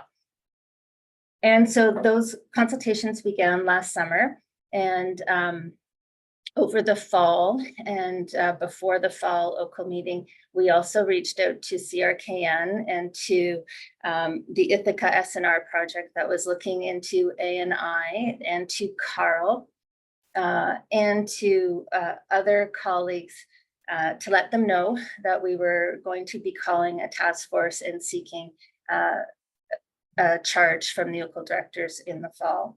So once we had the task force established, we one of the first actions was to create a community of practice, and that was launched last January. And I have the numbers. I think the community of practice is just a little bit larger than the group that's on the call today, but there are 347 members of that community of practice already. It increased by 50% following our summit. So we released an interim report in March. It's still available to you if you're not familiar with it on the OCL website. And then we hosted a summit where I think each OCL institution could bring about up to 3 people. And we also had some national partners and a keynote speaker. So Mark Daly, Western's Chief Artificial Intelligence Officer, started the day off by providing us with a perspective of artificial intelligence, its rapid adoption rate, and its potential for research and higher education. And then we really dug into the interim report. We had breakout groups and discussed some of the ideas and proposals in that report. McMaster generously hosted a Hackfest in February, and that, I think Amita was mentioning the importance of transcription. So at the Hackfest, we used Whisper, which is automated audio to text translation system to play around with the technology and explore its potential. And it was a really, really great day. So thank you to McMaster and to the hosts of that day. And we have been furthering since the early fall our connections and begun some dialogue with CUCIOS, the Canadian University CIOs, reaching out to the Internet Archive, working with our partners at the Alliance and Library and Archives Canada. And these are dialogue and consultation to build towards the future. As we know, this is a global technology and much more than a regional effort. So we want to be able to share expertise, share our knowledge in the work as it starts to unfold. And so you will see in the interim report that we as a task force had identified some guiding principles for this work. And so the key principles that we're deploying in all of our discussions of the use cases and opportunities is that we wish to design for humans in the loop, to center equity, diversity, and inclusion, to think about how this wonderful new technology could enhance accessibility, to advance environmental sustainability. Mita mentioned the significance of the environmental impact of these large language models. So this is not something that will be easy to wrestle with, but we can make sure that we don't ignore the issues and that we act as responsibly as we can in that sphere, that we would ensure transparency and explainability in any projects or work that we take upon ourselves, and that we would integrate open source tools and solutions as we move forward. There's many commercial tools and solutions that are being developed now too, many for our sector. And of course, just as we are doing with academic publishing and other academic platforms, we do want to, where it makes sense, to integrate open source tools and solutions, and perhaps develop them. Okay, so one of, there are, beyond the use cases, which I'll get to in the next slide, there are a few other important matters or issues that the task force must consider in advance of presenting a suite of recommendations to the OCL directors. And one is to figure out what kind of a structure we can put in place to ensure we have the capacity to act on the recommendations. So in the interim report, you will see there's some recommendations that we're going to need program management and coordination, technical management and technical analysts on board, or specialists with the technology, and of course, project managers and participants as we decide which use cases we might begin to experiment with and explore and test the feasibility to enhance Scholars Portal services through the application of this technology. So some of these resources would be hired and through Scholars Portal, and some might be secondments from institutions, and others will be, specialists within our organization who, as a part of their service to the community, may choose to participate in particular projects of interest to their organization. In all of the discussions, it was raised in task force discussions and discussions with the OCL directors and at the summit. One of the top matters or areas of concern and importance is the need to develop capacity within academic libraries.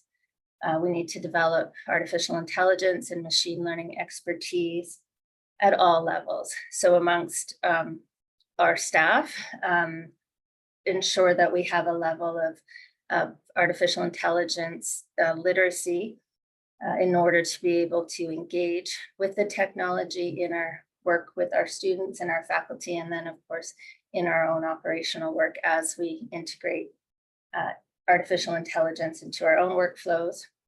We need to train and offer some professional development for a higher level of technical proficiency, as well as training for application development and systems development to support these new technologies. Similarly, there are capacity needs around infrastructure and compute resources, and we need to work with our partners across OCL, but also CRCan and other global partners in the way we think about artificial intelligence or machine learning tools or service licensing. We need to learn a little bit more about what's possible there and explore collaborative opportunities in that area. And so in the interim report, I think there were about 11 or so proposed use cases that we explored at the summit and in other conversations. Got them listed here on the screen. Some you've already heard about. You can see some examples of the principles I mentioned throughout this. So you can see one of the use cases is the ACE. How could we use artificial intelligence to enhance the ACE service, audio to text transcription services, which could help, of course, with adaptive technology use, and so forth. So I'm just going to pause. So if you haven't read the report, you can take a look at some of these proposed use cases. And in the final report, because this is obviously more than anyone would want to bite off all at once, at least at this stage, the final draft that the task force has received, I believe there are 4 use cases that are being recommended, and we need to have a discussion about those with the OCL directors to see indeed if we've hit the mark and if we believe we have the capacity to explore the ones presented. And I think that that is the end of my update now. I'm sure there are other task force members on the call. So if there's anything you think that I've missed, you could add something to the chat. And if we have time for questions, I'll let you determine that, Sabina. Yeah, we have time for a couple of questions. If you want to put your questions into the Q&A module, that will let us easily see them. And while we wait to see if any questions come up, I just want to say, I think I want to thank the task force for all of their work. I think the projects that have been laid out or proposed are ambitious, but I think they're projects that we really need to consider as the kind of the next step. And I think the task force has done a really good job of kind of focusing in on things that are achievable now with the technology we have now, and things that are really going to make an impact in OCL with these projects. So it's Thank little you, kudos for me. That's great to hear. Thank you very much.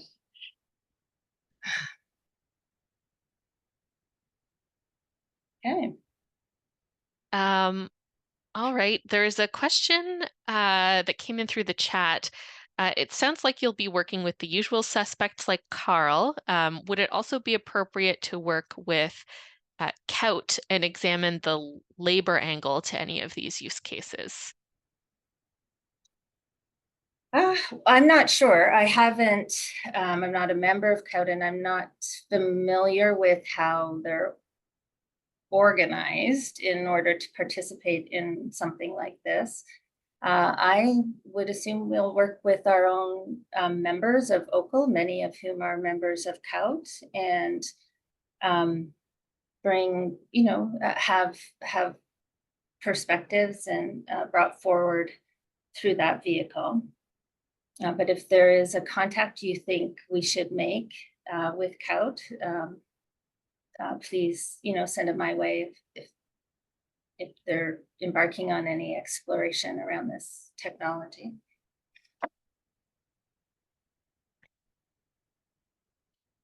All right. So another question. Oh, there's a lot of questions have popped up all of a sudden. We only have time for one more, but Catherine, maybe you can stick around and answer some of these questions over text. The one question I wanted to ask out loud here is, how do you work to determine what kinds of projects are suitable for OCL, and how do you prioritize those projects? So that was a big part of the conversation at the summit, or part of what we were talking about. What do we think is suitable for collaboration? What do we think makes sense for OCL to engage in? So there were, I can't remember exactly, I think 93 participants in the summit itself. And then we will be, like I said, taking the recommendations as a task force to the directors as a whole in the spring for further discussion there, and to figure out what they see as the priorities. And some of it does come down to capacity and what's possible. So for example, one of the projects is an exploration of using some of our content as the corpus for artificial intelligence analysis. And we are recommending that we start by working with public domain works, for example, in order to remove a barrier of that copyright question as we are at this stage truly exploring and experimenting with this technology. We don't yet understand exactly what the implications will be for ongoing service development. And so we're really trying to identify, as Sabina mentioned, where we think we can begin to experiment with this technology, where we'll be able to learn for potential further development or service establishment. But this isn't the same as sort of figuring out what our next virtual reference software might be, or our next document delivery platform, because truly it is about experimenting and piloting and figuring out the suite of technologies and components that might integrate well with our infrastructure. So I think there's many factors that will come into which use cases we begin to explore first. Is there another question? Absolutely. Well, we are out of time, but thank you. And Catherine, there are a couple questions in the Q&A. So if you wanted to stick around and use the type answer function to answer a couple of those, and then people can check in. We are going to be sharing the text of any of those questions that were answered over text when we share the recording, so that people can go back and review the answers to those questions then as well. Thank you. But yes, all right. Thank you.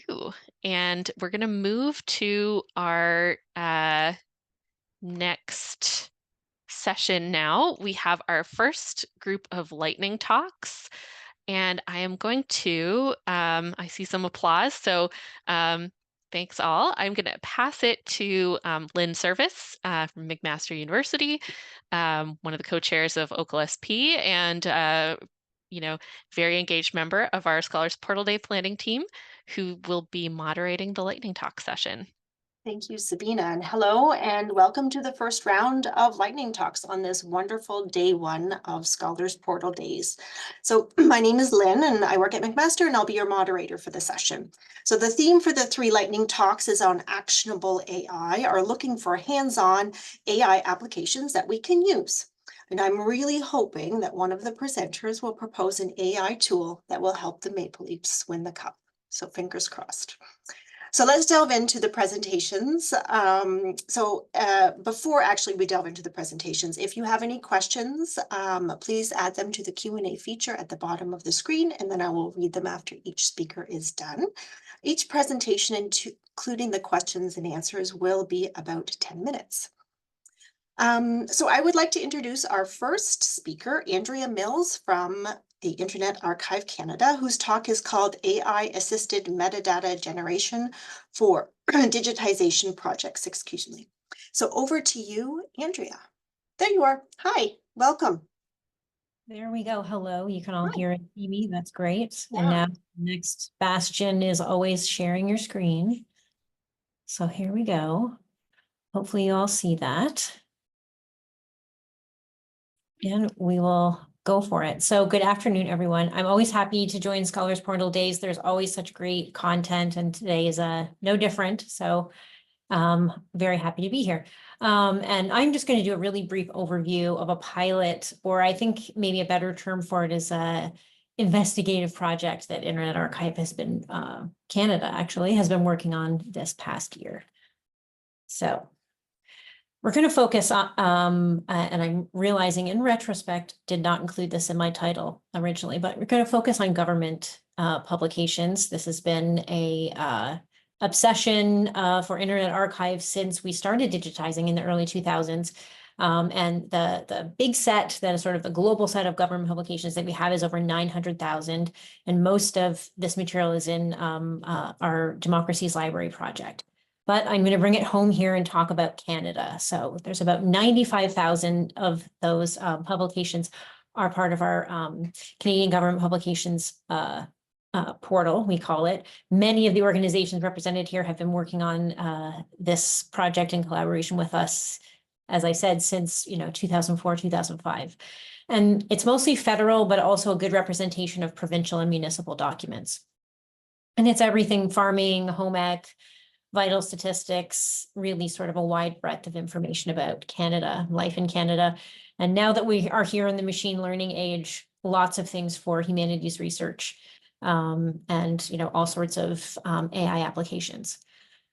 But I want to sort of focus it on the last few years. So starting in 2021, the University of Toronto, where we operate, we're happy to be homed, embarked on a major digitization project. So that was the 5th floor of Robarts Library. It's not a small task. And it sort of lasted the last 2.5 years or so. And these sort of government publications are not uniform things. We did the debates of the House of Commons years ago, and there's many parts of these sets that were sort of glossed over for many reasons. Lack of metadata was one of them. It was a challenge, committee reports and things like that. And then also the super fun things about flakiness, pamphlets, all of these things that were often cataloged at a box level. And this sort of major project, well, it's more than sort of culminated in the last few weeks. So we've finished digitizing everything on the 5th floor.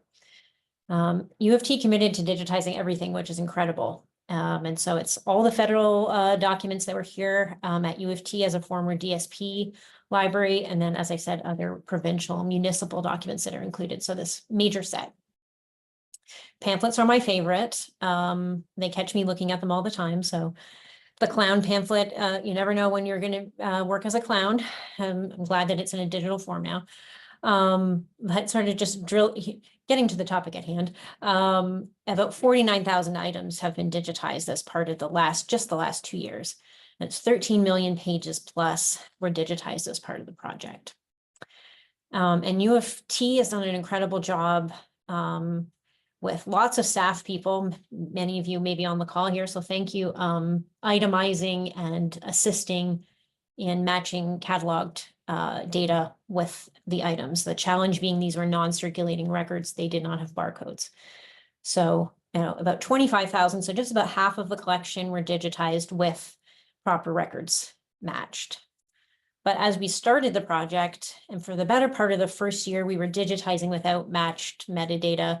We were ramping up, we were getting the capacity in place and focus on the digitization. So we have this challenge of what do we do with these records? So what we've done, and I said in the sort of investigative phase, is we embarked on some testing to see what AI tools that are easily available to us and to, just about everyone, to work on a proof of concept that will inform what comes next. Sort of everyone has to talk about AI. I had to put my self-portrait of ChatGPT in here. I love it. So how does it work? What have we worked on? So we developed what I call a smart spreadsheet that has 3 modes. So it will fetch the existing metadata from the item on archive.org, extract the metadata from the OCR of just the front matter of the digitized item. So, the first 20 pages or so is plus or minus. And we have a mode that will write that any new metadata that's generated back to the items on archive.org.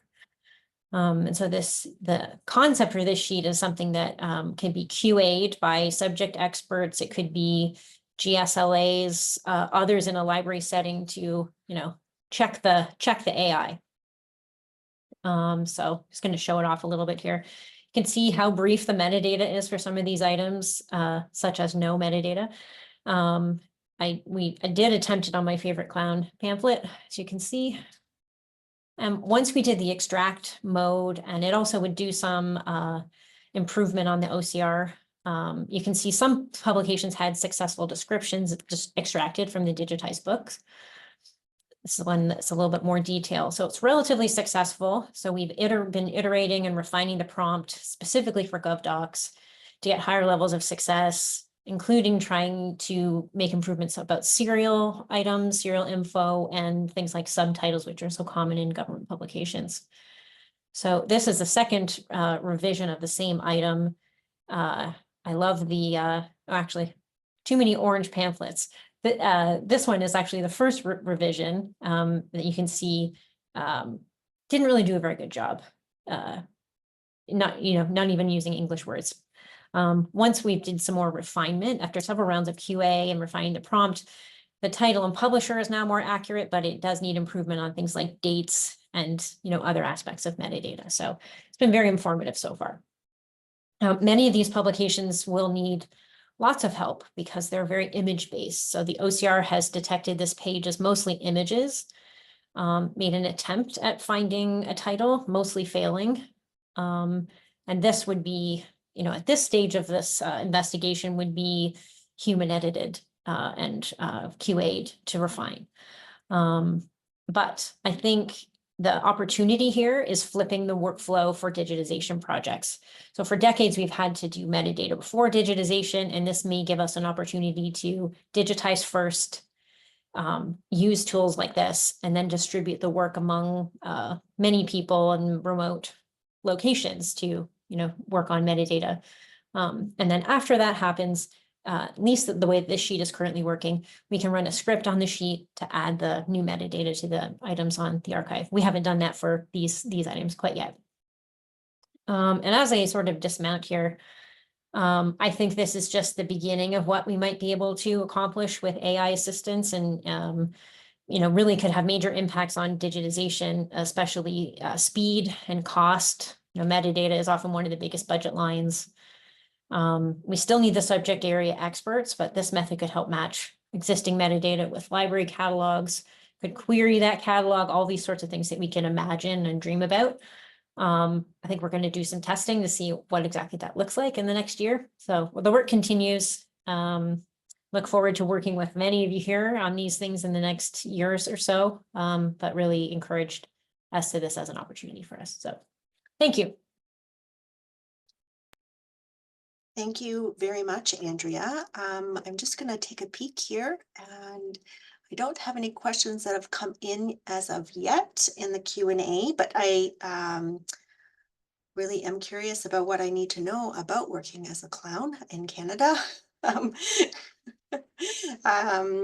bring a gun into Canada. Someone made a pamphlet about that. Yeah. Wade actually does ask a question. Would be interesting to see a WorldCat query version of this to see if we can retrieve the existing metadata. Yeah, I think it's really not very far off. That is, it's just sort of like adding maybe mode 4, mode 3.5. I would personally love to see that. That's great. Yeah, certainly a huge advancement in metadata, so that's excellent. And yeah, he says to keep us posted. So I will say thank you very much, Andrea. And we will move on to our second panelist. Thank you. Yeah, thank you. So our second speaker is Jason Friedman from CRKN, whose talk is called Searchable Handwriting, an AI-powered ICR project with Transcribus software. Well, there you are, Jason. Hi, welcome. Over to you. Thank you so much. Let me try and get the screen sharing going as we all have our fun here.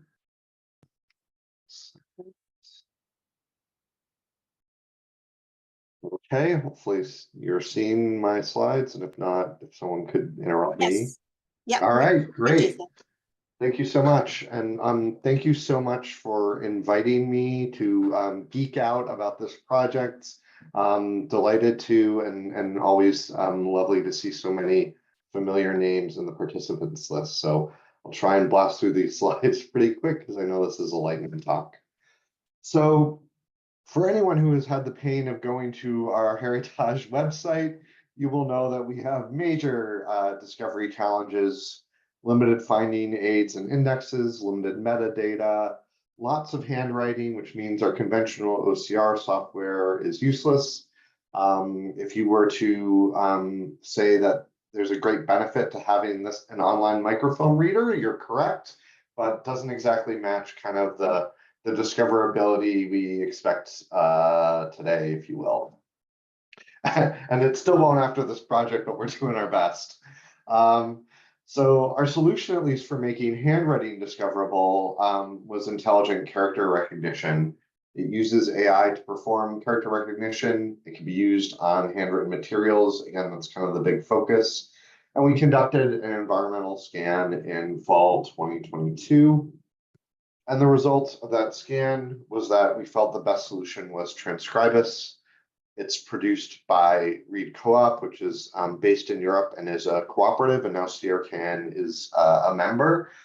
So we were very happy to kind of find a non-commercial solution. It was actually being used by researchers and historians working with our collection. And I want to give a gros merci here, a tremendous thanks to Maxime Goyer at Université du Québec à Rimouski, who has really championed this project and as well provided a lot of assistance to us and guidance. He's kind of our Transcribus guru. We sent an initial sample for testing with a 1 to 2% error rate for typewritten materials, which was good, and a 5 to 7 error rate % there for handwritten, which was frankly amazing. We even mixed it up, threw in some Latin, and it did quite well. And considering our error rate currently would be 100%, we were pretty pleased. So the next step was to develop a pilot project. And here you can see some details of that. It's a partnership with Library and Archives Canada. It is effectively their content that we host. The full scope of the project is 2 million images, and we started just about a year ago. We sent them an initial batch of 600,000 images, which I'll talk about a bit more, identified an additional 500, and there's still 1 million more to be identified that we're collaborating with them on. So the first batch we went with were departmental letter books from the Department of Indian Affairs. They're handwritten, but they're in a relatively consistent writing and format. They cover a breadth of content to a variety of research topics. They can benefit from OCR since they're poorly described.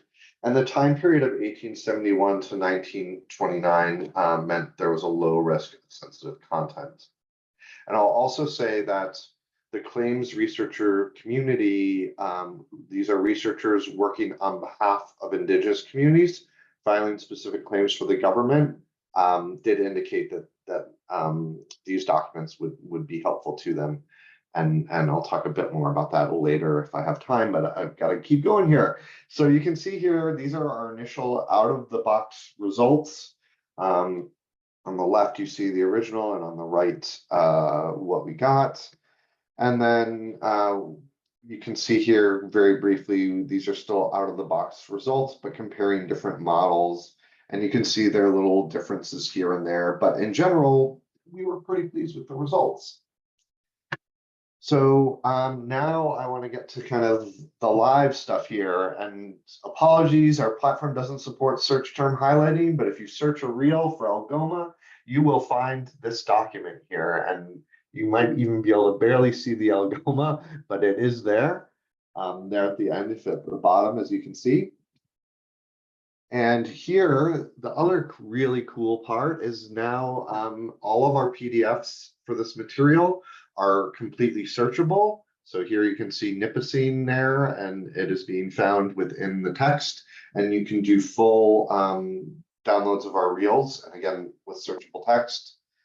And for me, this is what kind of feels like magic. You can copy and paste from those searchable reels into like Notepad or Word or whatever. And so slowly but surely, we are getting a little more discoverable and a little more useful. And you can see there, it is very much not perfect, but when you think about that this wasn't searchable at all, we're extremely pleased with the results. I've got my mind on the timer, so I'm going to go real quick here. And this was the most gratifying thing that we received just last week. A claims researcher, someone working at First People's Law, talking directly about how this project has made their research better and easier. Super helpful was the term he used. And again, you know, that we couldn't be more pleased to be assisting that community and Indigenous communities. So the current status, next steps, we've got over 300,000 transcribed images online.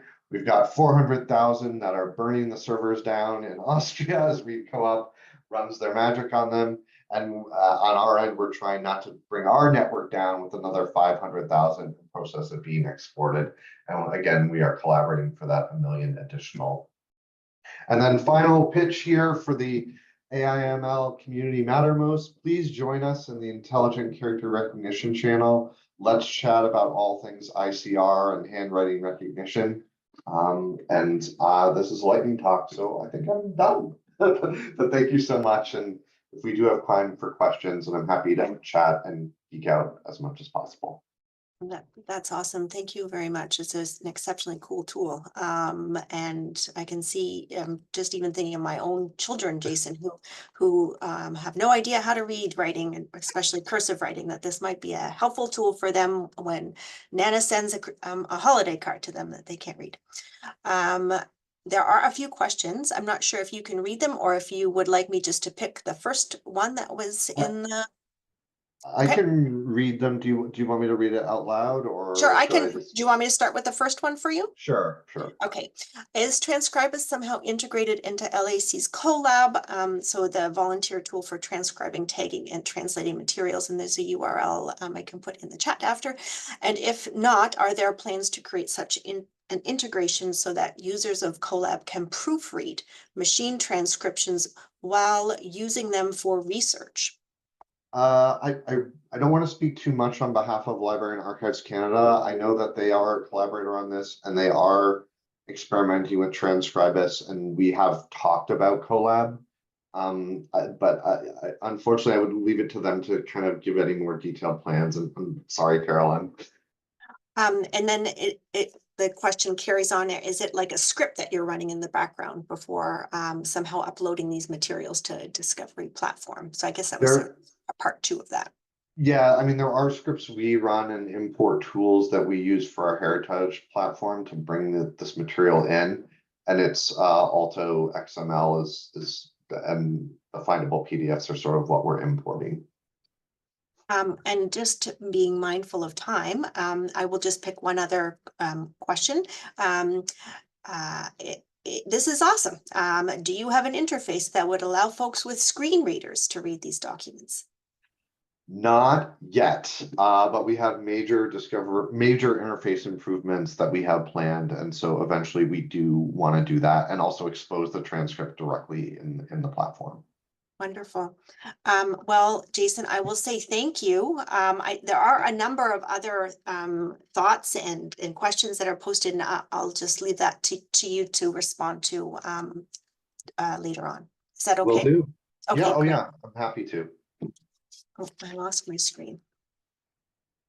Oops. There we go. Sorry, I lost my screen. Thank you very much, Jason. Okay, our third and final speaker is Amber Leahy from Scholars Portal and also representing Borealis. And Amber's talk is called Turbo Creator for Metadata Curation in Dataverse. Over to you. I think I'm muted. Can you hear me okay now? We sure can. Okay, great. So this doesn't represent a pilot or anything that we're doing here particularly, but it relates to the sort of the larger international landscape that we find ourselves in, and the tools that we are using are being developed to support exposure and integration with large language model AI. So I wanted to showcase for everyone today this tool called Turbo Curator for metadata curation in Dataverse. So as been introduced to us all today, there's really been an explosion of interest and applications using AI across so many scientific projects spanning all forms of academic work that we can think of. And we're very interested in learning more and applying these to the work that we do in the libraries. But for research data, this largely focuses on what we hear from researchers in scientific disciplines around the need to advance scientific discovery and apply these tools to the work that they do, including anything ranging from text and data cleaning to data analysis to interdisciplinary science. And so, you know, all of those things that researchers do very much apply to the work that we're doing around curating research data. And so this tool in particular that I'm going to show you is about some of the internal and curation work that we do to prepare research data sets for publishing. This tool also is a little bit different in that it's a built-in tool to a repository. So it means you don't have to take data out of that system or database where it lives. This exposes it to the large language model AI. In this case, it's ChatGPT. But overall, I mean, because of this very ease of use and integration with a tool like Dataverse, it really does raise a lot of the important questions that have been raised today around things like open licensing and data licensing and the harms or the potential harms that exposure to large language model AI can do, and the need for more promotion and adoption of open licensing. There's a lot of questions that are raised around accuracy and precision, and I think that this tool in particular doesn't really solve those, but it does highlight for you the need for human review in this process, and I'll show you that in the next slides. The other things are about the openness and flexibility of these tools to apply in different use cases. In this case, I'm talking about metadata curation, but really it's about the openness of those underlying learning models and best practices or rules that we're providing to the AI tool to do this work. And in terms of another really big thing, and I don't know if it's come up as much here, but it's really difficult to predict the user experience with this. And in my experience in using this tool, I had different experiences at different times of using it. And so there's a lot of unknowns, and it would be difficult to describe a common user experience. The point about data repositories, I think, is interesting because as our repositories collectively hold a lot of the research, there is interest in us exposing that metadata or machine readable metadata and making that available as a crucial or essential component to the ability for AI to consume that and to make meaning from the data itself. So there's a lot of interest in doing data science work with our data repositories for the purposes of that interdisciplinary research and scientific discovery. But at the same time, there's a lot of work that goes into making that data available, making that metadata available. And so this particular tool helps us evaluate what are some ways we can adopt this to help automate or support curation and applying curation best practices and standards in this work. So ICPSR actually created the tool. ICPSR stands for the Inter-University Consortium of Political and Social Research. It's a world-renowned social science data archive based at the University of Michigan in the United States. And it provides archiving of US and international research data, including surveys, political research data sets, and government data for a variety of research topics and across many collaborative projects. Dataverse itself is an open source repository software for depositing and publishing research data. And many of you know that we host an instance of Dataverse here in Canada called Borealis, which is used by many institutions across Canada. Overall, Dataverse has widespread community adoption internationally, and across all of these instances, there would be invariable curation needs. So Turbo Curator was built into Dataverse and uses ICPSR's curation best practices and OpenAI's ChatGPT software. So what it does is basically it suggests AI improvements for your title, abstract, and keywords that are present in the dataset metadata fields. And it can be used as part of the deposit review process or as a tool to improve existing metadata in collections in Dataverse. It does not currently support reading data files or metadata in data files. It only reads that metadata that is attached to the data set in Dataverse. It's intended to support files in the future, and I think that's very much within the realm of possibilities that they'll be able to achieve that by the end of this year. It's caution that you should not use this with sensitive data, so only non-sensitive data use at this time. So here's the tool.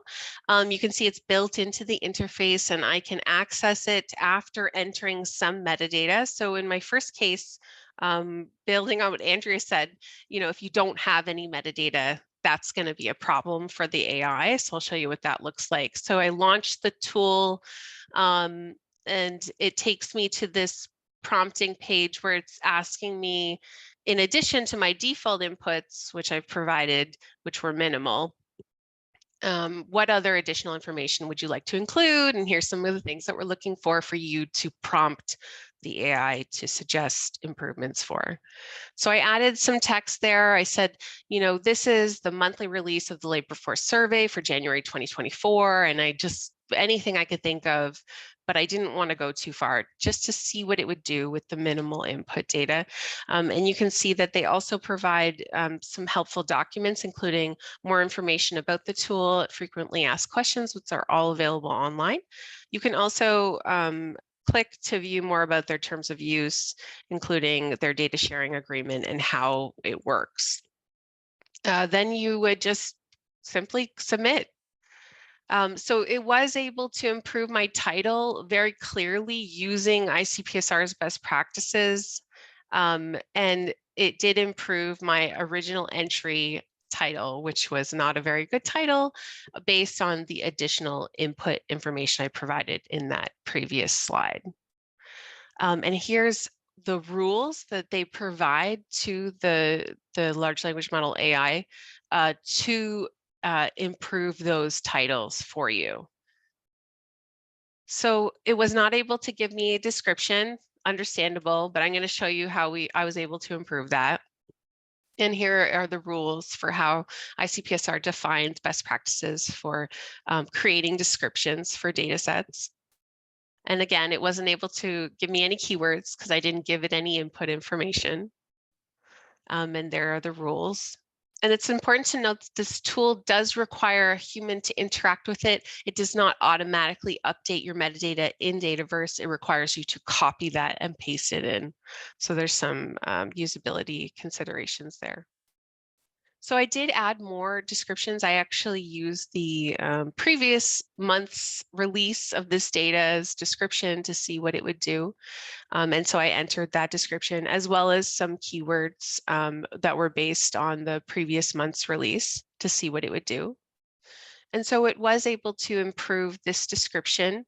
I tried to prompt it with some things in syntactic form, I don't know, in some square brackets just to see what it would do. There was no documentation given in the tools documentation that suggested that users could input additional rules or directions, but I'm assuming the large language model understands, and it did. It removed that, and I'll show you what the difference was. So this was my original input description, and this is the improved AI generated one.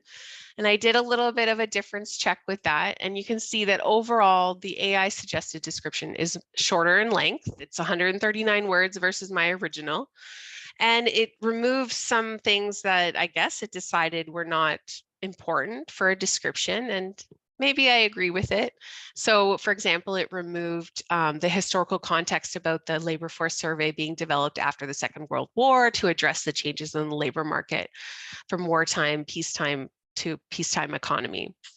It also removed some additional information about how the LFS provides data cross-classifiable by a variety of demographic characteristics. It just took that out.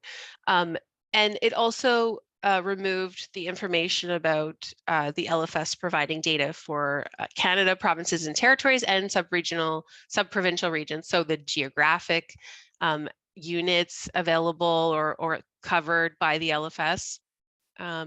It also took out information mentioning employment insurance eligibility and benefit criteria and other things that it felt were not important. So the other thing is that it was only able to find one matching keyword based on my input keywords that matched ICPSRs, and then it suggested that one. So it seems like, and then I ran this again more recently to see if it would generate different results, and it does. So it seems to improve every time you run it, or change every time you run it. In this case, it did improve with the same inputs.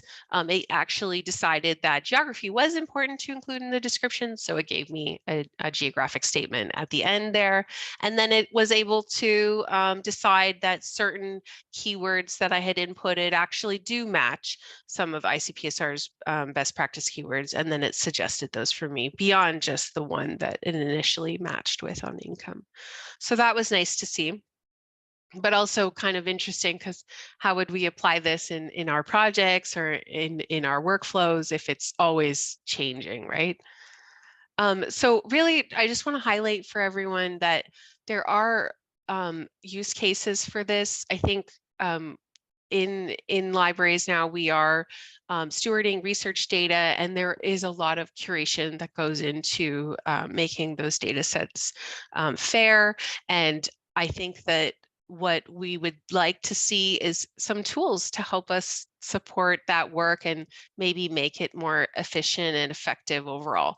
So some really immediate things would be like to train students and researchers in metadata curation and data cataloging, to support administrators and depositors with reviewing deposits for publishing. So research data are submitted for review in the system, and there are now institutional administrators in the Borealis community that are reviewing those on a daily basis. And so this could help to suggest improvements to those authors before publishing. We also have amassed, at this point, we have over 20,000 research data sets and many hundreds of thousands of files. I think that we collectively could absolutely start to carve out QA/QC of our metadata in our collections and start to apply more consistent best practices, including in collections like Odyssey, but also in institutional research data collections. And so we do have best practices that we can rely on to generate these rules that the large language model AI can implement.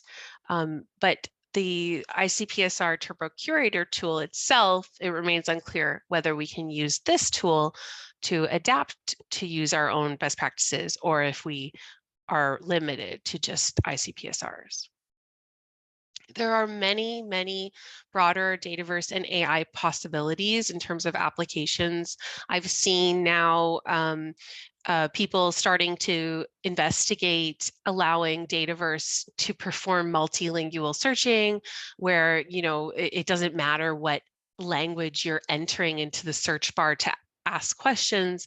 It's able to do that translation on the fly and present the results to you in whatever language it happens to be. So you could enter French in the search and you could get French results and other languages results, and that they sort of semantically and linguistically match. Semantic search is another really big one. I think obviously people enter in search terms and they aren't able to exhaust all the possible synonyms. So this will greatly help our search systems. There's also another tool that's been built into Dataverse that uses ChatGPT. It's called Ask the Data tool, which does analyze data files metadata.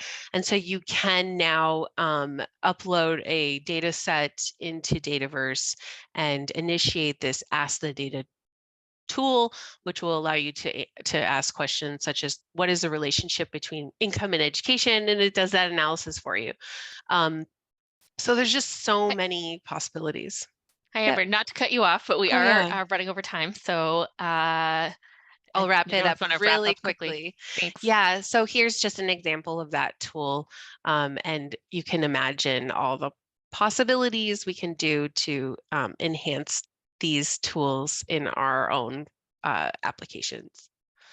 So I won't go into too much detail, but I'll just leave you with this, that, you know, we are seriously talking about data here. And so the large language model AI is not yet able to fully understand all the different types and formats. And we have a lot of ways to go to expose these tools to our metadata contents and to make it understand the domain specificities, if I can say it. Sorry, I said that word really fast, but this is really important because this is the research data contains those domain standards and ontologies and vocabularies, and that's really what we need to expose to the AI.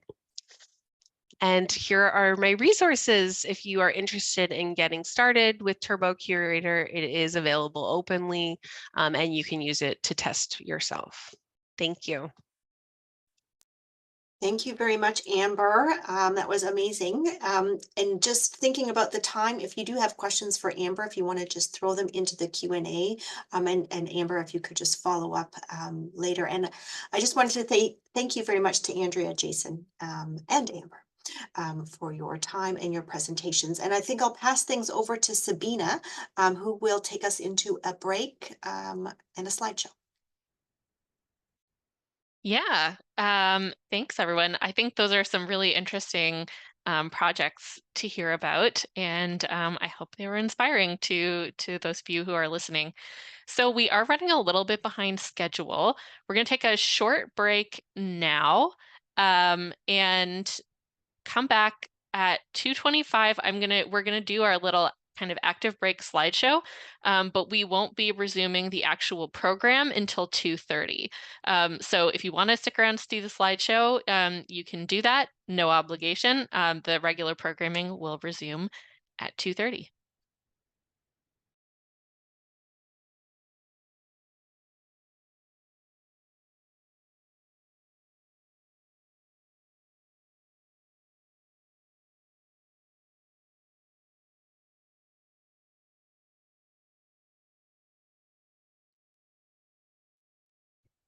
Hi, everyone. So we are just going to do a slideshow similar to our Pet Parade slideshow that we do generally on day 2 of Scholars Portal Days.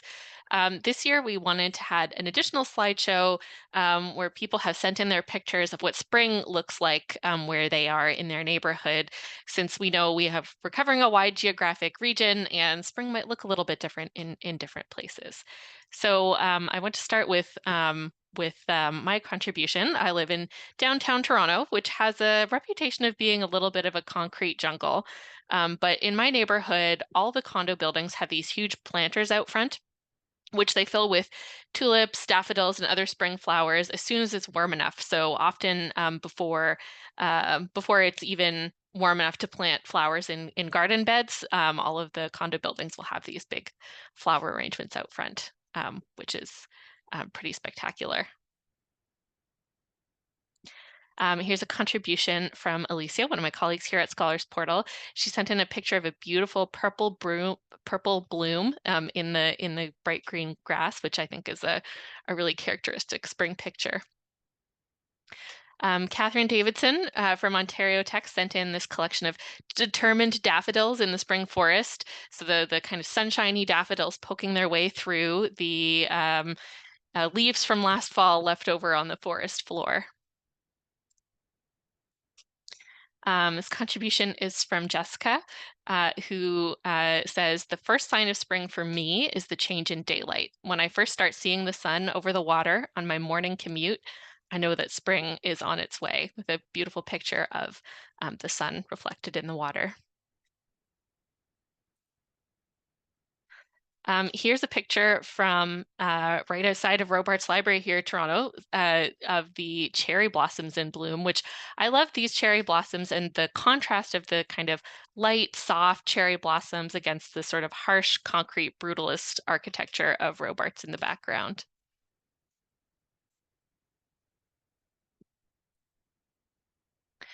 This one is submitted by Katie from Ontario Tech and Durham College. And Katie says, in my hometown of Port Perry, spring has sprung when the ice is out and we can paddle on Lake Scugog. So it looks like a maybe slightly chilly paddling. I see some toques and headbands there, but definitely a sign of spring. Here we have some more cherry blossoms from Robarts, some really beautiful pictures. And here's a contribution from Julia, another of my colleagues here at Scholars Portal. She sent this in saying, 2 tulips embrace after a long winter. This is a photo from 2022, but I return to it every year because it makes me smile. This is in St. Catharines. I love the appreciation for brutalist architecture in the chat. So many of our libraries are huge, beautiful brutalist buildings.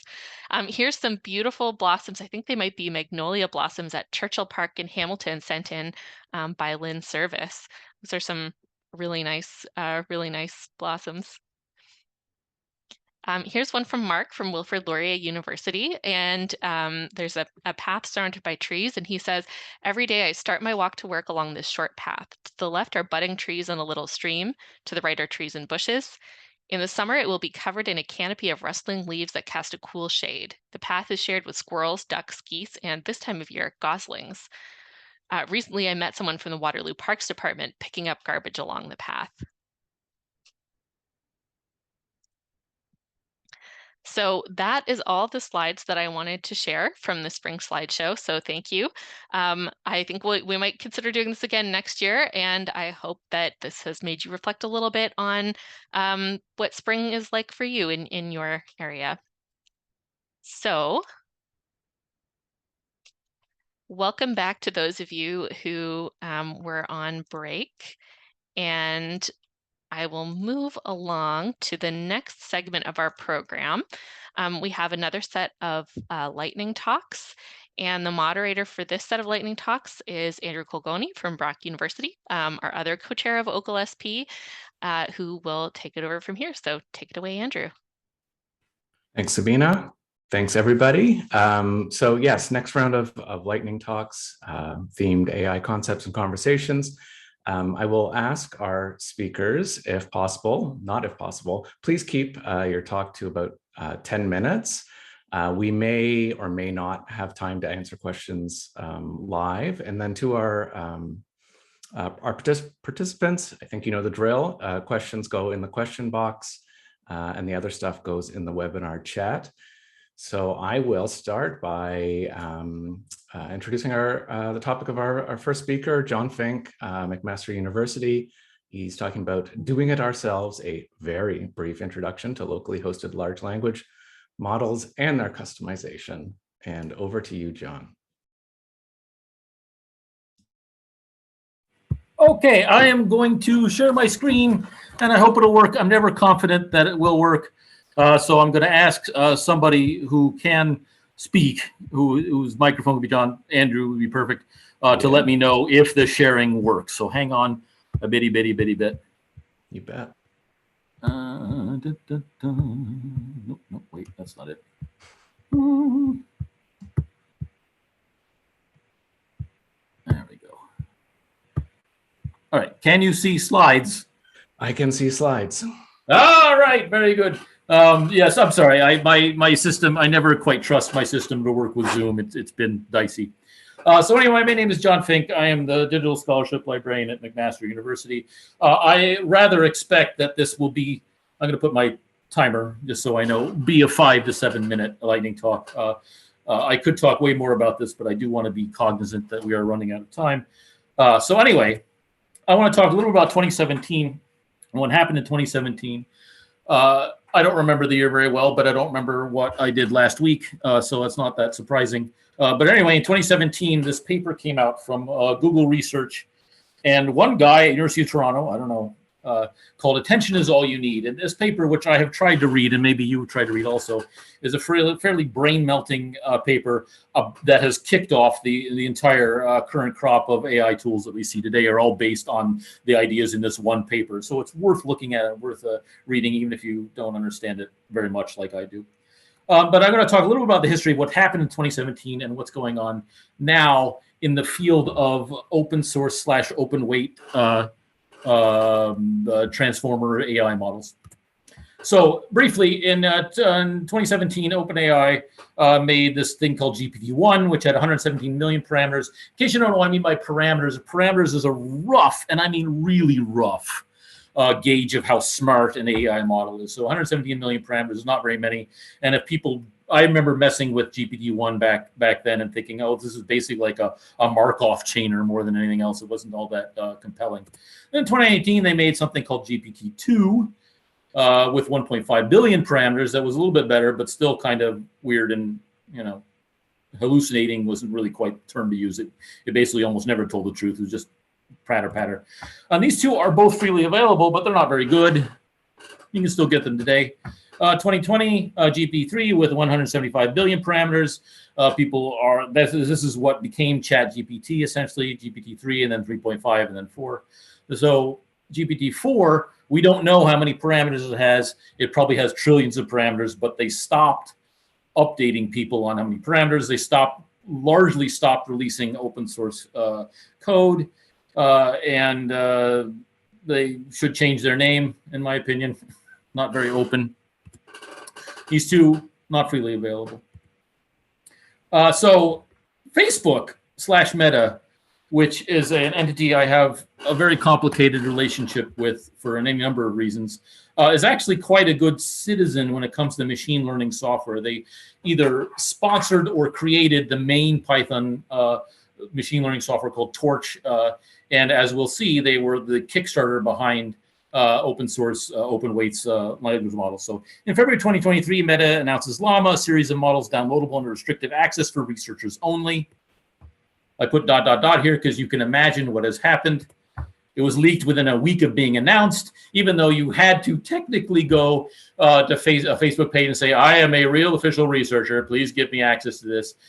People just copied them, gave them, and everything like that, and it just went everywhere. Since that time, we've had Llama 2 and 3 under more permissive licenses. I say more permissive because they're not really open source. They have stipulations on them which make it difficult for companies that have over 700 million daily active users to use them.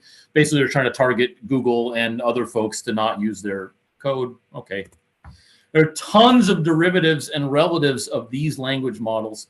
There were 620,000 of them listed on Hugging Face. And Hugging Face is a site, in case you don't know, that is basically the epicenter of open work with language models. So they have data sets and they have models and they have a bunch of stuff. They have a goofy name. I'm not sure why it's called that, but there you go.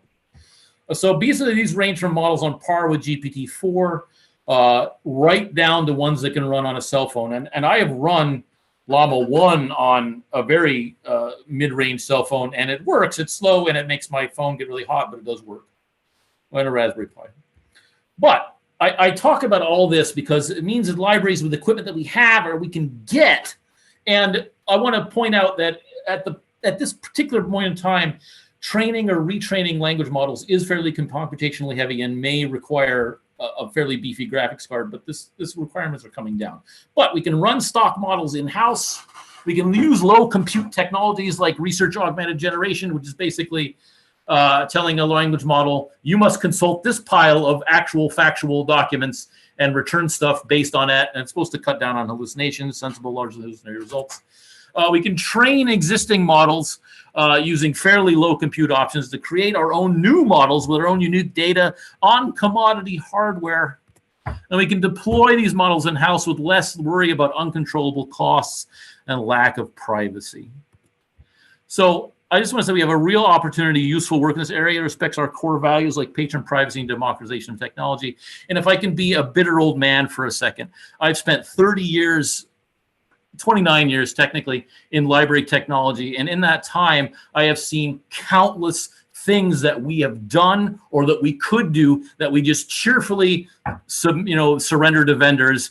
And it's extremely depressing. And I see that happening now in the language model space where we're just like, oh, just let ChatGPT do it. And every time someone says ChatGPT to me, my heart breaks a little bit. There's other stuff we could be doing.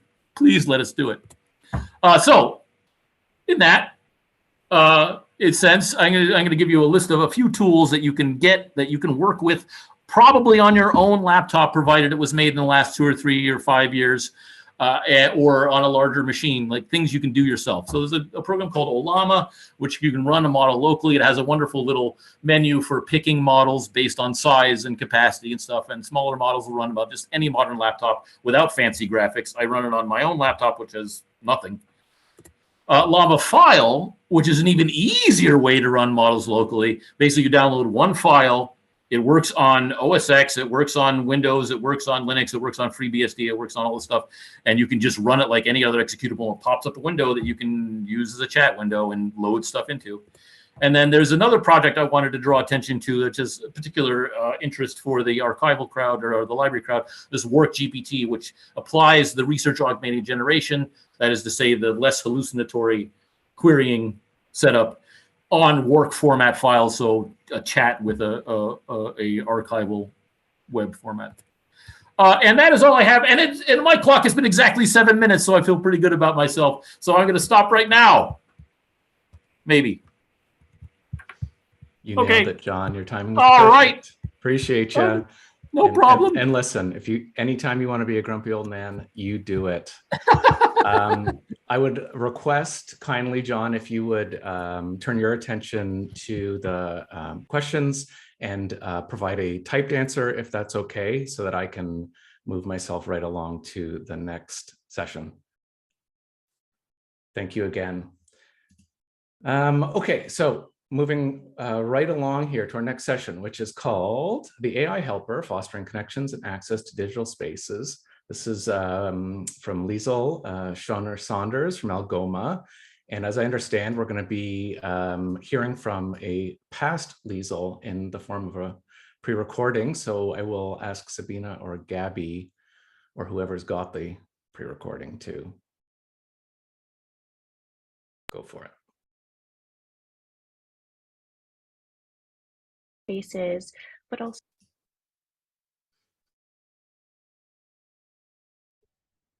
One second. It's not starting from the beginning. So we will, 1 second here. so this idea of serving a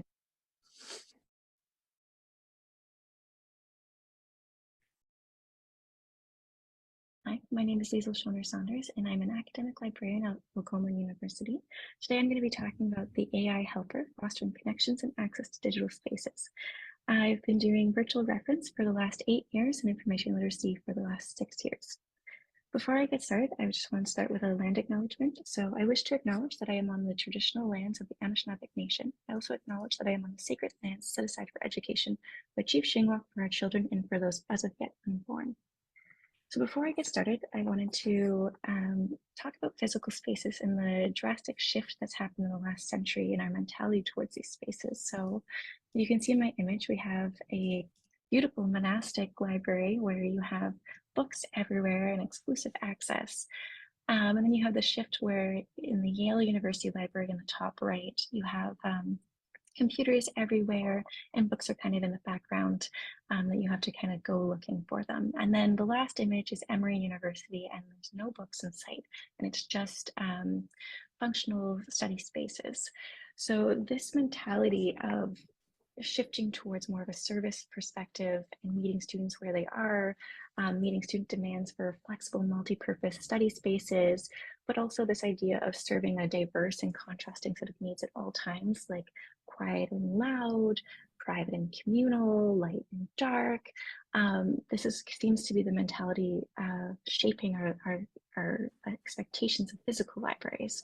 And so in this talk, my kind of perspective is that we need to also apply this mentality to our digital spaces, which is increasingly where a lot of our service lies. So information literacy and research help, I think we can all agree that it is pedagogical and that human element is really significant in that interaction. Teaching students how to access information, where our role is so important in facilitating this understanding of the fluidity of meaning, of authority when it comes to information access and your approach to research, and just the basics of how to access, but also analyze any information that our students and users are getting. So the problem is, though, a lot of the times especially in my experience with students, is there's this expectation of a Google-like experience of instantaneous results and little actual questioning of those results. And so we have this almost inappropriate expectation and trust in authority when you're like, oh, it's from an academic journal, it's fine art. And it's a very black and white mentality, as you can see on the quote on the screen. And so our role as librarians is really combating that and trying to garner critical thinking and really questioning sources and where information comes from and how information and authority changes and perspectives changes in the academic world. And I think this ideas of the basis of information literacy is essential when it comes to AI and accessing AI and questioning where information is coming from and where it's created. I think there's a lot of research on how to really take advantage of students' motivation to learn and belief and importance is really important to that. So there has to be some element of meeting the students at some halfway to kind of get really getting them to buy into the information that they're accessing and the importance of information literacy and the library instruction. I created a quick Mentimeter survey that I'm hoping all of you can fill out for me. This is just part of my discussion. I am by no means an expert on AI, and so I'm hoping to kind of get a read of the room to see how everyone's doing. There's 4 questions there for you, so if everyone would take a moment to fill that out, I appreciate it. Okay, so AI in the library is really twofold because we have the idea of applying it in operations, but also the idea of having to teach skills. And so that's kind of where this talk is about teaching skills, but also kind of integrating it into possibly some of our actual access to digital spaces. And just because that kind of goes into the whole meeting students where they're at. There's a really good study right now by Anders Dotter. Sorry if I said that wrong. He did a study in Sweden about AI understandings in the public, it was like public and national libraries, and really came out with the importance of why having a basic understanding of how AI and machine learning works, especially if you're using it to access information. So it kind of really begs the question of how do we teach students this in the library world? And if we don't have this built into some of our systems, then we're not able to teach them. There was also an interim report conducted by OCL, or Scholars Portal, and it really looked at a lot of the ways AI can be integrated in the library, but Ask a Librarian was one of them. And it was valuing the human element, but also looking at some potentials for increasing our service, better hours. The study that Ginsley and I conducted 2 years ago on the pandemic and international student access saw that 4 to 6% of our stats our chats are actually accessed internationally. That's about 400 to 1,000, sorry, 1,000 to 500 to 1,000 chats are accessed internationally. I'm saying there's potential there to create a better service for some of our international students, or a better after hours experience for our users, and funnel them towards some more human supports. So the future, what now? I think the reality is that AI is everywhere. It's in social media, there's ChatGPT, there's even in Adobe when I was using the other day. Contact North even has an AI pro tutor. So the question is what do our students prefer? Do they always prefer accessing through a human, or is it the convenience of an instant chat? And if they're already accessing the service, is it then not a good idea to build something as well? Something that we can control, that we can build in pedagogy, and create roadblocks that would potentially point to human services. I don't know the answers to these questions, but I think it's definitely, we're on a cusp of a really interesting time in our library history. Thank you for your time.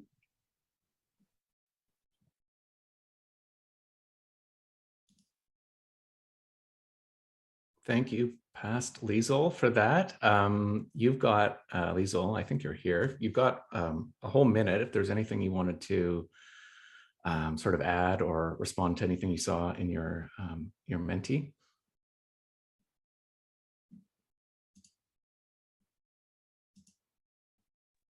I can pull up the Menti and take a look. Just give me a second.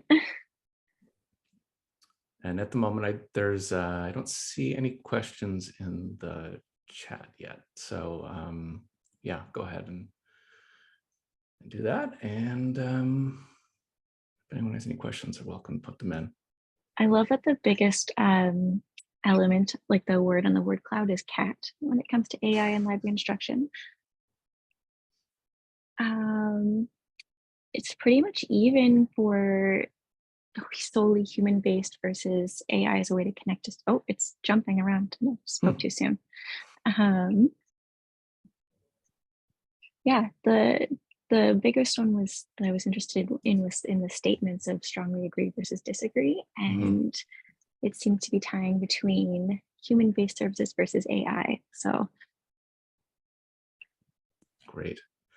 Thank you, Liesel. And if anybody has any questions or ideas that come up to them, feel free to put them in. And due to time, I'm going to have to move on to our next session. So thank you again, Liesel. And I've done that thing that Lynn Service did, which is lost my screen, but I found it. And I found Bobby. There he is. He looks like he's celebrating. So Bobby's given us a very evocative title, AI, the Trickster and Embracing Chaos. And Bobby Glushko is from Western University, and I will turn it right over to you, Bobby. Is it working? I see your screen, yeah. Yes, all right. Hello, everyone. I'm equal parts excited and nervous because I have been an administrator for so long. I haven't been doing talks. And so it's really unfamiliar to me. So I'm very grateful to be here. I'd also probably like to be closer to 5 minutes than 10 minutes. I want to start by saying Blessed Beltane. I'm not sure if this conference was intended to be done on Beltane, but it is on Beltane. And as I was preparing my talk, it made me think of how appropriate a talk on AI is on a day of Beltane, because Beltane, with its themes of like fertility and growth and renewal, it kind of speak to the capabilities of generative AI to create and innovate. And like Beltane focuses on the blossoming of nature and celebration of life and new forms, mirrors the kind of power of transformative AI. And just like generative AI, as it provides this catalyst for creative fertility, Beltane marks the start of the productive season of our year, of the summer. And so I like this idea of this kind of hopeful, forward-thinking essence of generative AI in this wonderful spring, both of the discipline and in our spring.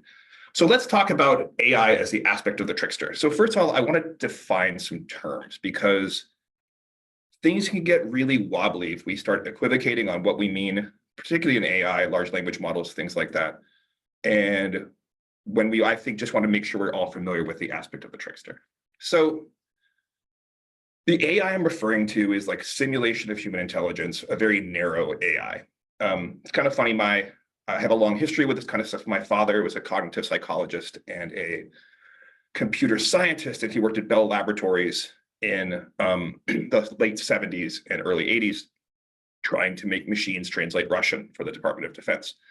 And he was kind of concluded that this was impossible. Later on, we had a talk about AI, and he said to me, exponential scaling is a hell of a drug, son, and things have changed a lot. I'm definitely not talking about a general AI, an AI that like can think and interpret, make sense of facts around it. Honestly, I think the likelihood of your belief that a general AI is achievable is probably strongly correlated to your PDOOM. PDOOM, for those of you who don't know, is the sense that in the AI community, the probability that AI will destroy us. I think, yeah, the sooner we have general AI, the higher your PDOOM should probably be. Next, I want to talk about the aspect of the trickster. So the trickster are figures in mythology. They disrupt the normal order. They use intelligence, wit, they're deceitful, they're creators, they're destroyers, they're generative chaos, right? They're the raw matter from which so much new stuff can be created. They really cross so many cultural boundaries. Famous tricksters include Loki. I mentioned him because he's an important trickster. Coyote, Anansi. So like, again, trickster is a very kind of like familiar understanding for us. And the fundamental things about tricksters are they're transformative, right? They create, they destroy, they shape realities and myths. They create something out of nothing, and they take and they appropriate. And as we see, like AIs do these sort of things as well. They also blur the reality. They're deceptive between truth and fiction. You better be very careful how you word your wish to a trickster, because it can come in a very different way depending on how it's feeling. They also challenge norms. They threaten to upend societal boundaries and structures. And they very often come with unintended consequences. So as you see, like in all the talks we've had today, we've seen the power of AI, we've seen the power to transform, we've seen how it can hallucinate, it can deceive us. It's not always clear what it's doing or why it's doing it. It's not always clear how we're going to manage to use it as a society and as a system. And so as we start like thinking about how AI is going to change our life and our profession, and embracing that chaos that it brings forth, we really have to wonder, is this going to be Coyote or is this going to be Loki, right? So like Coyote taught us how to brew beer from corn. Loki unleashed the world serpent and caused Ragnarok. And so I think as we approach this and we use these systems, what are they going to look like in the future? What are they going to be? And I do think that as we start to understand AI and our relationship to it, it's really helpful to ground it in that cultural archetype of trickster to help us make sense of it, because trickster is something that makes sense to all of us in some essential way. So thank you for my little like 5-minute thought experiment essay. I really appreciate being here, and I really appreciate closing down the day. Thank you. Thanks, Bobby. Did I stop sharing, or can you stop for me? I cannot, but I'm sure somebody can. Okay. That's great. Thank you for that. I knew you'd have some evocative It was stuff fun, right? to drop on us. Always, Bobby, always. That's so nice to see you, by the way, Andrew. I love your good-natured face. Oh, thanks. You're sweet. Thank you. Are there any questions for Bobby? I see there's some stuff in chat, but we have a hot minute if anyone wants to. I like Barbara's comment that like we get the AI we deserve on some level. True of so many things, right? Right. Yeah, my PDOOM is actually fairly low. I really do think that, largely because I think that we have so many sources of doom that we're looking at. We have climate change, we have extremism, we have all sorts of things. And I think that AI is more likely to solve those problems than it is to end us, if that makes any sense. Yeah, and you're very welcome. I didn't create PDOOM at all, but it's a really interesting thing to get into. Well, it's nice to hear a bit of optimism. And I really do think I want the Beltane sense. I want this to be spring and renewal and rebirth. So there is, I don't know if you can see the question there in the Q&A. question from Mita. I typed the answer. I think that's amazing. You can just say it out loud, Bobby. Okay, I think it's an amazing idea. I haven't thought the I Ching as a model through, but I think there could be a lot of fun to play with that. I think, yeah, that's insightful, Mita. I like it. Anyone else? Still got another minute? Or shall we go dance amongst the flowers ourselves? Maybe Blessed that's Beltane. Awesome. Thank you again, Bobby. And thank you to all the speakers. Really appreciate all your topics today. And with that, I think I will be turning it back to Sabina.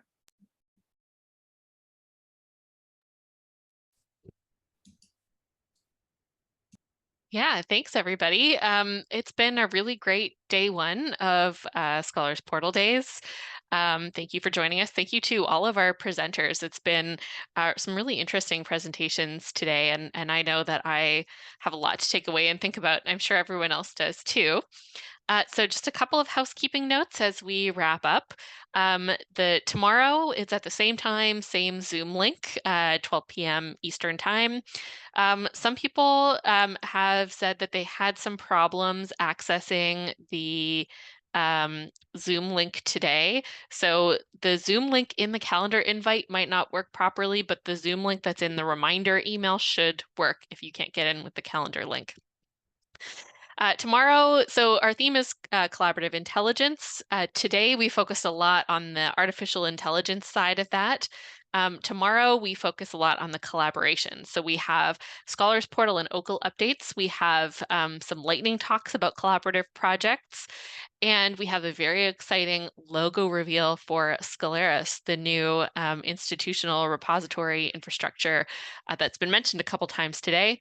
We also have the Pet Parade, which is one of the most beloved Scholars Portal Day online traditions. So I will see everybody tomorrow, hopefully. Thank you for joining us today, and I hope that everybody has a great evening.